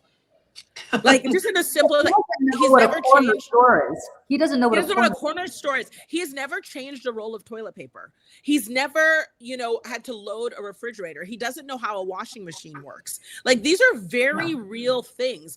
And if you think someone has the means, you can't argue on one end that you want a doctor to be qualified or a pilot to have a certain level of credentials, but also say that somebody who has never had to unload groceries and couldn't tell you how much a loaf of bread costs. Is it $1? Is it $10? Just doesn't know based on It was $1. Now it's $10. I know it's 10. You know what I mean? Like, doesn't even know is going to care about what you pay for that.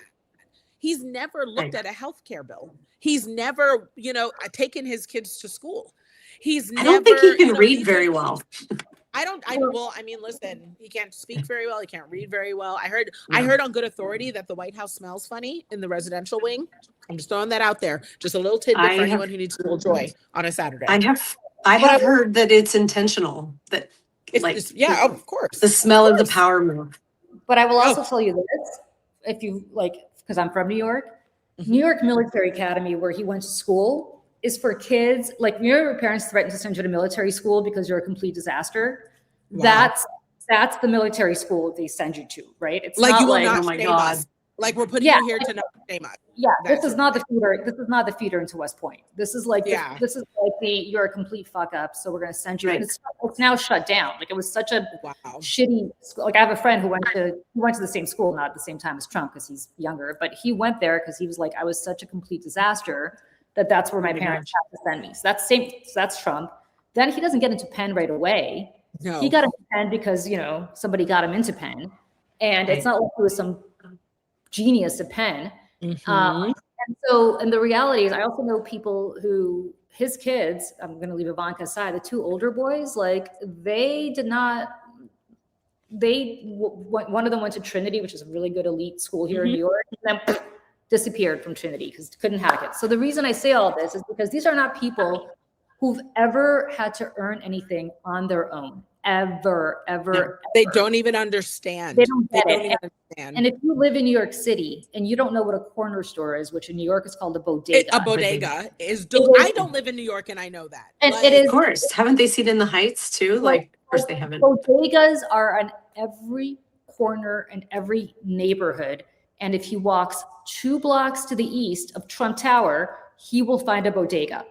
So, absolutely. You know, the reality. He hasn't walked though. He hasn't left the Gilded Tower. Like, and that's the thing is, on a core level, if there's one thing the 92% was yelling, and when I refer to the 92%, if people don't know what that is or you're international, Black women voted disproportionately for Kamala Harris and, you know, and a wider ethos against this administration at a 92% disproportionate, you know, nature. So because we voted, and I refer to the 92%, it's because we saw this on a base level. How can somebody help your prices of things go down if they don't know what the price is? How can someone help support your life and your school and things like that when they don't know what it is? You know, foundationally, you want someone, and especially when they're walking around saying, I understand your problems, I understand you have not lived it. You have not lived it. And I'm not saying that, you know, to be fair, that there aren't billionaires on both sides of the political aisle, that there aren't people who are enriching themselves left and right by manipulating the stock market within Congress, and they vote on both ways, right? Like, that is real life. But I will say that the intimacy of an awareness of your background is a very real thing. You know, it's a very real thing. And somebody who celebrates themselves by not just manufacturing a wealthy reality, you know, that cannot be supported is not the ideal person to make decisions for the everyday man. Well, they're just not qualified. If you think about, like, and again, if you think about Bill Clinton, right, who grew up dirt poor in Arkansas, or your Barack Obama, who growing up dirt poor, was a child of literally somebody from Africa who abandoned the family and grew up white, like in a white environment, although he was not white himself. So, like, talk about feeling like out of place. Nuance there.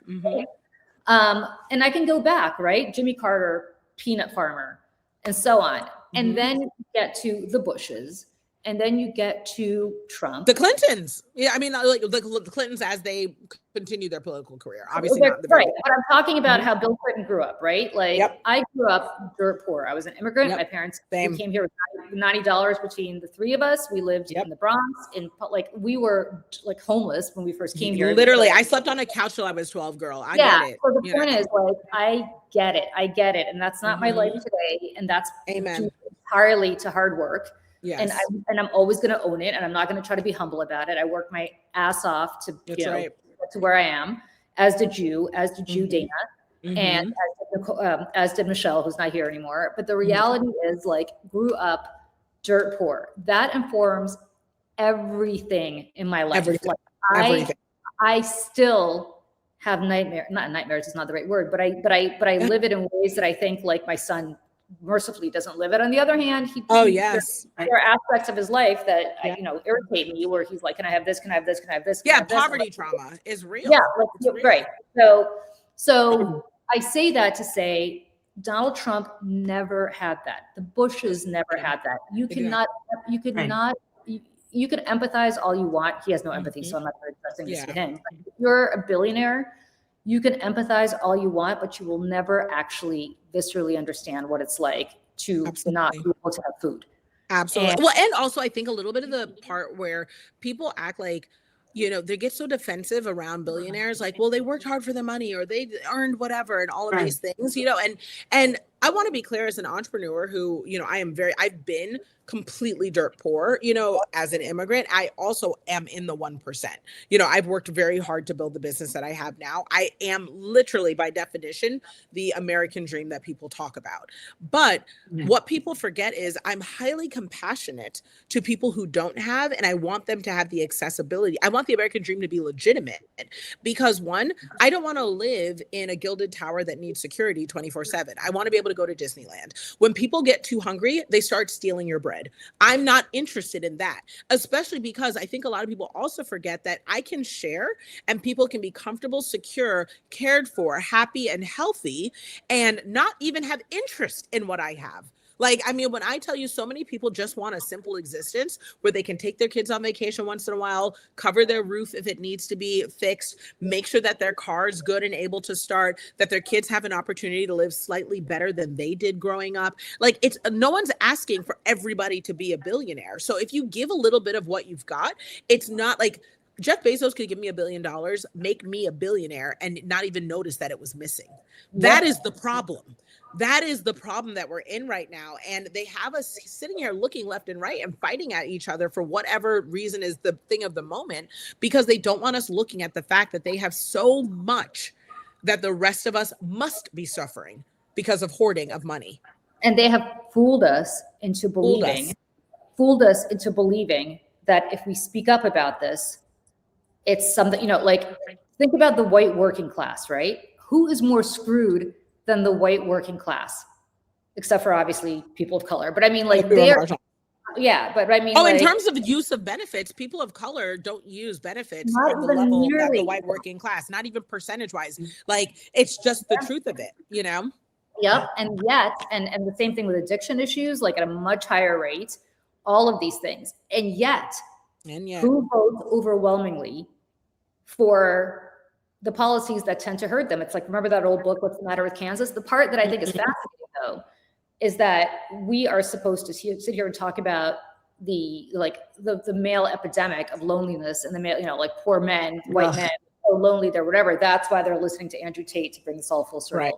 That's why they're listening to all of these incels.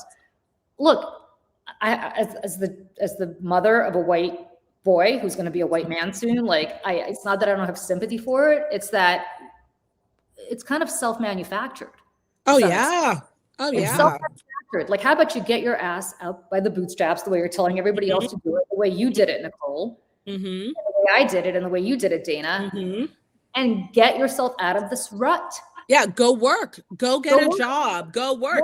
But the truth is, we all know that facing your own mediocrity, facing the fact that you grew up, which, you know, to be clear, we live in a world that celebrates the mediocrity of, you know, of the patriarchy and of people who identify with supremacy. And so when they get into a place where that is checked and they realize maybe I wasn't as smart, maybe I wasn't as prepared, you have two options. You can either say, hey, what can I do to prepare? You know, or you can complain and say that it wasn't fair, that the odds weren't stacked, and were stacked against you. Like, and by the way, they look at you and they're like, that Black woman took my spot at Johns Hopkins. Oh, for sure. Oh, for sure. I had someone say that to me the first week of school. A white male from New York who went to Dalton, who now works at a top legal firm, looked me in the face and said, after we were like kind of doing the first day, everyone chatting sort of thing in the dorm.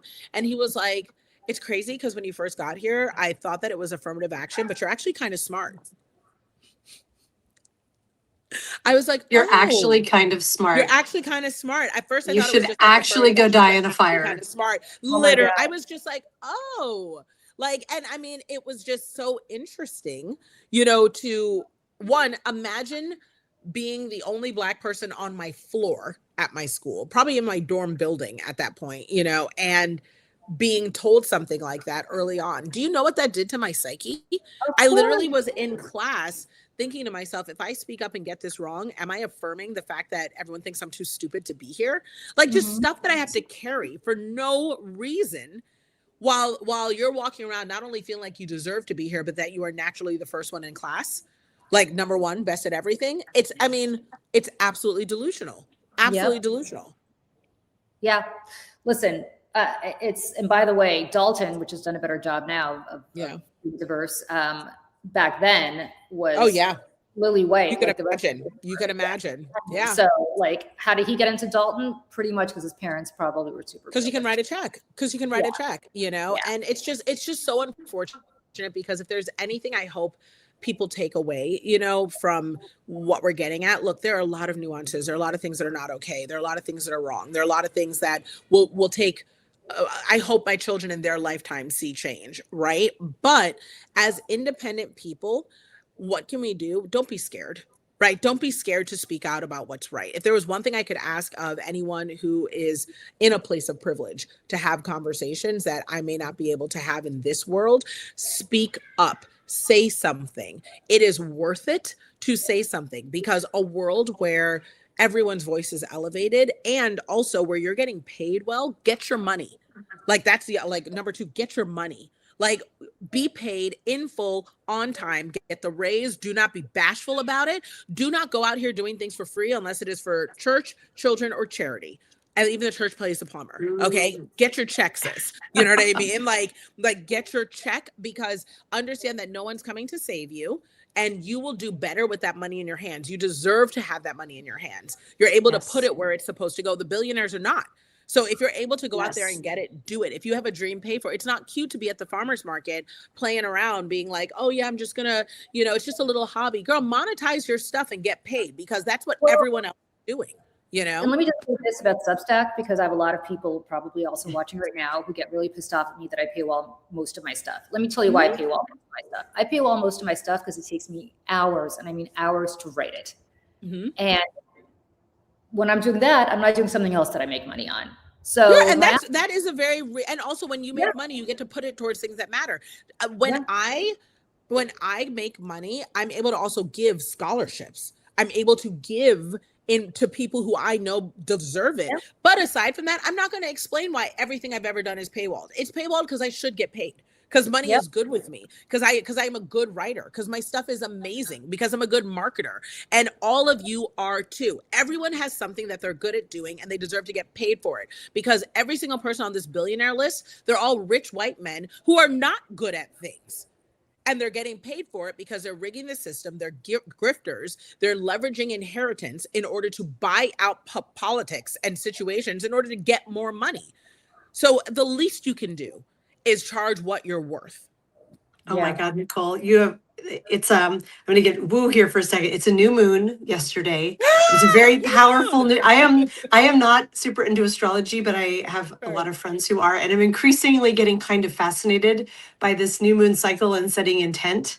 And I have a monthly podcast called the Crone Cocktail Hour. It's me and Oceana Teffenhart and Karen Marie Shelton, who are very woo. And we get together and talk about our intentions for the new moon. And apparently this one is about everything. All the planets have moved into Aries, and it's all about like firepower. And it's like whatever you've been thinking about doing or not doing, Do it.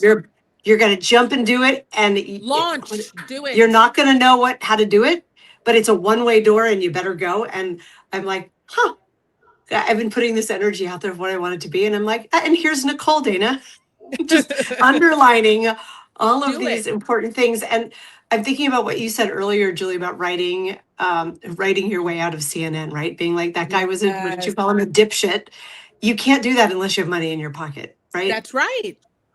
Well, no. So to be clear, I wasn't working at CNN. I wasn't being paid by CNN.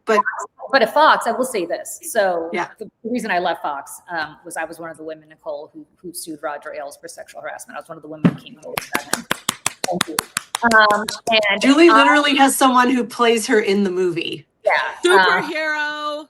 Thank you. I don't have somebody. It was Michelle Monaghan, right? I know it was not Michelle Monaghan. It was a tall Irish redhead named Anna O'Reilly. I am a short. Dead ringer. Dead ringer. But she did not. She played somebody with my name. I would not necessarily say she played my story because that didn't really. That's TV. That's Hollywood. But I will say this.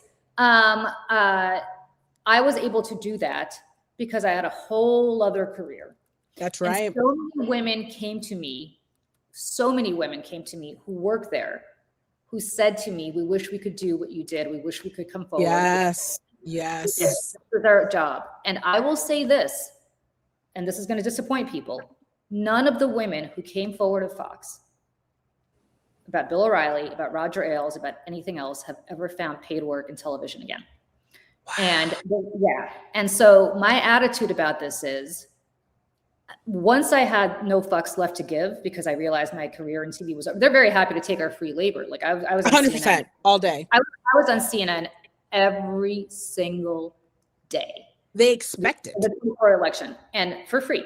And my attitude about CNN, and this is not a knock on CNN, like God bless, but my point about my thing with CNN was when I wrote that thing about Scott Jennings, my attitude basically was, I'm speaking to you as a friend who's having an intervention with you. Because you be the network that people took seriously. You are the network of Christian Amanpour and people like that, right? And all of a sudden now you have this clown who is a pathological liar, who is literally ridiculous, and you are beclowning yourselves. And I'm saying this to you as a friend who grew up watching your network.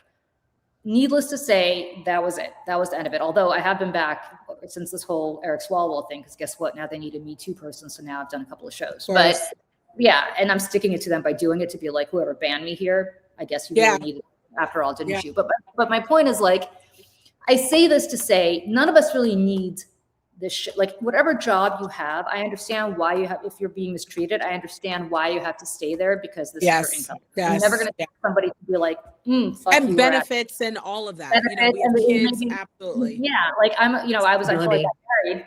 I was a single mom. I was a single mom by choice. I had my son by myself. And when I left Fox, like, that was a big hit financially. Like, I'm not going to pretend it wasn't, right? And I was, again, I had a 4-year-old at the time. So, but I was able to do it because I had a whole other career. Don't ever put all your eggs in the same in one basket. That's right. Going to say. And so if you have a side gig, monetize it. God forbid something happens to you, at least you have some other trickle of business. That you can maybe and also so you can work without compromise. A lot of what you talked about. I love that if I'm filming a TV show and they want me to do something or say something crazy, I'm like, it's a hard no, never. You can have it, you can keep it. And being able to speak, like, basically we're saying, look, they're not giving us privilege. They're trying to denounce or to define what privilege is. Create your own, sis. You know what I mean? Create your own privilege, because it will shock them every single time. When you walk in that room and you say, I'm not doing it, then that's it. And also, above all else, when you're in a place of privilege, go back and grab your sisters and bring them with you. Please, let's not do this gatekeeping stuff. Let's not cut each other down. Let's support each other's work. If you see someone doing something great, hand them the microphone. Okay, let them have a shot too, because it really does help the collective. And sometimes I am absolutely I get torn up about some of the purity politics, right? As if we don't all have stuff, you know, that will then have us coming at each other's necks when we're like, we are missing the mark.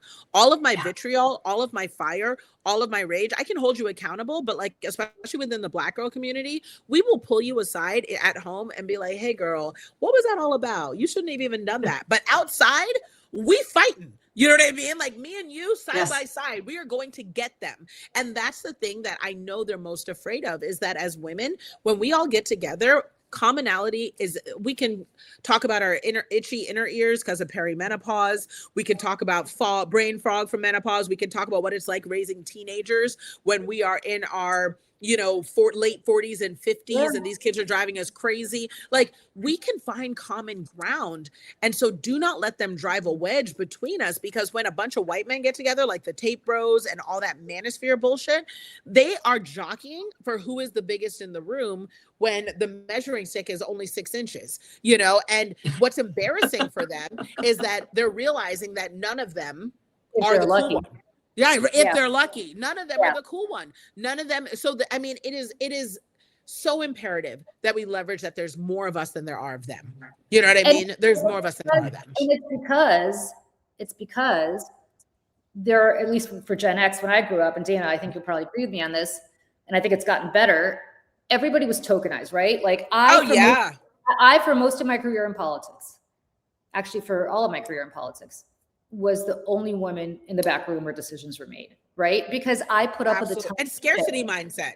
That's and so therefore there's only room for one woman. So I was that one woman, right? And so everybody else, you're kind of pitted against each other, right? And I'm sure you have this. You maybe have been the only African American woman in the room. Michelle, sorry, Nicole. And so the reality is, like, we were completely trained to constantly fight with each other and compete with each other, as opposed to each other up. And I think the reason that Michelle and I created Mayday, and the reason I think Dana is coming to our lives, and now you, Nicole, like, I'm not interested in being around women anymore who don't lift each other up. And you're so right about like, so right about gatekeeping. Like, I'm happy to do a show on menopause and talk about how wonderful it is. All the things. Menopause is awesome. Menopause is awesome. Well, and also talking about the industry, you know, like, people, like, that's the other part too, is a lot of us are sold aspirational lifestyles because, you know, they want us to pursue this thing that may not even fit us. So, like, you know, one of the things that I love to do, my 9-to-5 job, is I do a business consulting. And so because of that, I'm working with women who will come in and say, yeah, I just really want to be a billionaire. I want a New York Times bestseller. I want this. And I'll say, do you, sis? Like, what is it that you really want? You know, and if you're saying what you want is to be able to stay home with your 3-year-old until they're 6, and you want to be able to have flexibility to not go into the office some days, but you want to make enough money in order to go on vacation and to send your kid to the school that you want. Oh, babes, we can do that for $300,000, which isn't nothing, but you don't need to kill yourself running for billionaire when the life you want. And that is, again, part of the big lie, right? You know, it's telling you that you'll only get somewhere if you're blonde hair and blue eyes. That's a lie. You know, the fact that they'll occasionally pick a brunette to make famous, you know, that's a lie. It doesn't mean that other brunettes aren't capable. It's part of the lie, you know? And so just know that you're allowed to define what you believe to be your reality and your truth, and go and pursue it and make it real. And growing up as an African immigrant in DC, where I was told at every turn, be smaller, say less, do less. No, I'm not going to say less. If you need less, go find it. You know what I mean? I'm the most. And that's where I'm going to be everywhere.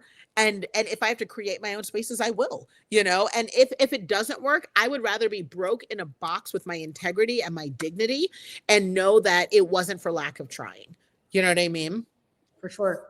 All right, you guys, we've been at this for 3 hours. I know. Look at us. Love you. No. Oh my God. Let me just say that before we go. Go ahead. Sorry. I was just going to say, I have your Instagram open, and you're right. You and your husband are so cute. He's so great. He is a golden retriever also, guys. He is emotionally intelligent, super kind. Like, he's less nice than me. I mean, he'll be like, this guy's stupid. Like, he's very, but he's great. Great dad. I'm very By the way, love that, and love the fact that you can meet. I met my husband when I was in my 40s. That's right. You can meet anybody. Like, and I did. You can meet anybody anytime. So Dana is the single person. in this chat, I'm telling you, it could happen. Oh, it not only can it happen, you're better qualified. Do you know what I mean? Like the sex is better. Like, come on, ladies. You know what I mean? Look at this. Every single woman here. You know who couldn't nod along with this? Andrew Tate, because he doesn't know what sex is. He's not getting it. Okay. And then we've brought it full circle. We're bringing it on home. He's by imprisoning women and then, like raping them against their will. All right. Absolutely. One more thing to say. Michelle, not Michelle Kinney, but Michelle in the comments, Michelle CD4722. We are so sorry to hear about your mom. And we're so sorry to hear about just every member of your family now being gone. Don't think we did not hear and see you. We did, and we love you, and we thank you for being part of this community. And really, like, our hearts are with you. So incredibly sorry. Yeah. And to everybody else, in the chat who's been so wonderful to Michelle while this show's been going on. Thank you to all of you for being just such a wonderful. This is what we're talking about. Such a wonderful, uplifting part of the best of us. The best of this community that comes here. Nicole, you are like, don't even know what to say. We are so fun. Force of nature. Force of nature. Force of nature. In good company. Yeah, the best thing I'm taking out of this whole experience is that I love how you're leaning into your success. All of us should be doing the same. All of us should be leaning into our success. We have to. This whole thing of like, oh shucks, thanks for saying so. It's not really like, if somebody tells you look great, say thank you. Don't be like, thank you. Really? Keep it moving. Yeah, because I don't think I brushed my hair today, and I don't think No, we're not making ourselves small. We're not shrinking because we're shining in their eyes. Okay, get some sunglasses, boo. Oh my God, Nicole. What are you doing on Tuesday morning, by the way? Are you still in Atlanta? No, I'm not. So I actually just, believe it or not, it is 10 o'clock here. I've had about 3 hours of sleep. Oh, wait. So you're already back in LA. I'm back in LA. I took a red eye in and I was like, I can do it. I can pull it off. I still got it. This is the difference, right? This is 40. So. Oh my gosh. Well, I'm going to email you about coming on the Daily Whatever show. What are you doing at 7 a.m. on Tuesday morning? I'll be available for sure because I've got a 15-month-old that wakes up. So I'll be here. My amazing husband will be like, go do it. So it'll be fun. Thank you for having me. Above all else, thank you for having me. I just want to shout you both out. I'm sure everyone here in the comments already knows. Y'all, how incredible are these women? Like, I mean, the idea that you are not just creating a platform to elevate the narrative that I think is going to save us all, but you're also documenting. I mean, we don't know it yet, but in the future, we are historians. We're documenting truth, and I'm grateful for you for fostering a space where that can be done and creating a space where, my existence, my narrative, my version of the truth can also be inserted in here as well. This is intersectionality. This is women working together, and this is necessary. And so for anyone who's listening or watching, keep coming back and keep looking for spaces like this because they're safe ones and they're ones that make us better. So thank you for having this. And the Substack, sorry. Yeah, sorry. Angie on Substack said, thanks for Nicole. She's our tribe. You are our tribe. We love you. We are so grateful to you. Thank you. Julie, the exact comment I was going to read. Oh, that's great. I love that. And other Dana, there's a Dana in the chat saying all 4 rock stars after a disgusting week for women. This was exactly what we needed. This was a hard fucking week. Yes. You beat Andrew Tate. And then you elevated all of us. This has just been amazing. We beat Andrew Tate because I stand on the backs of other women who have lifted me up. So we did it collectively and we all can continue to do it. They are not going to get the best of us. Thank you for being the avatar for all of us and beating Andrew Tate this week. Thank you for standing for us, and we hope you continue to kick his ass. We hope all of us continue to kick his ass. Don't ever let that guy who is a fraud and a phony, who uploaded his stupid mailing list, which is why he's got like 10 paid subscribers, because they're all a bunch of 13-year-olds who can't afford to actually pay money to be. That's right. So appreciate it. True. All right. Ladies, Michelle Kinney, who hopefully is working on her sound issues elsewhere. So great doing the show with you this morning, and you are welcome back here any Saturday that you feel like bitching. Just let us know. Come on back.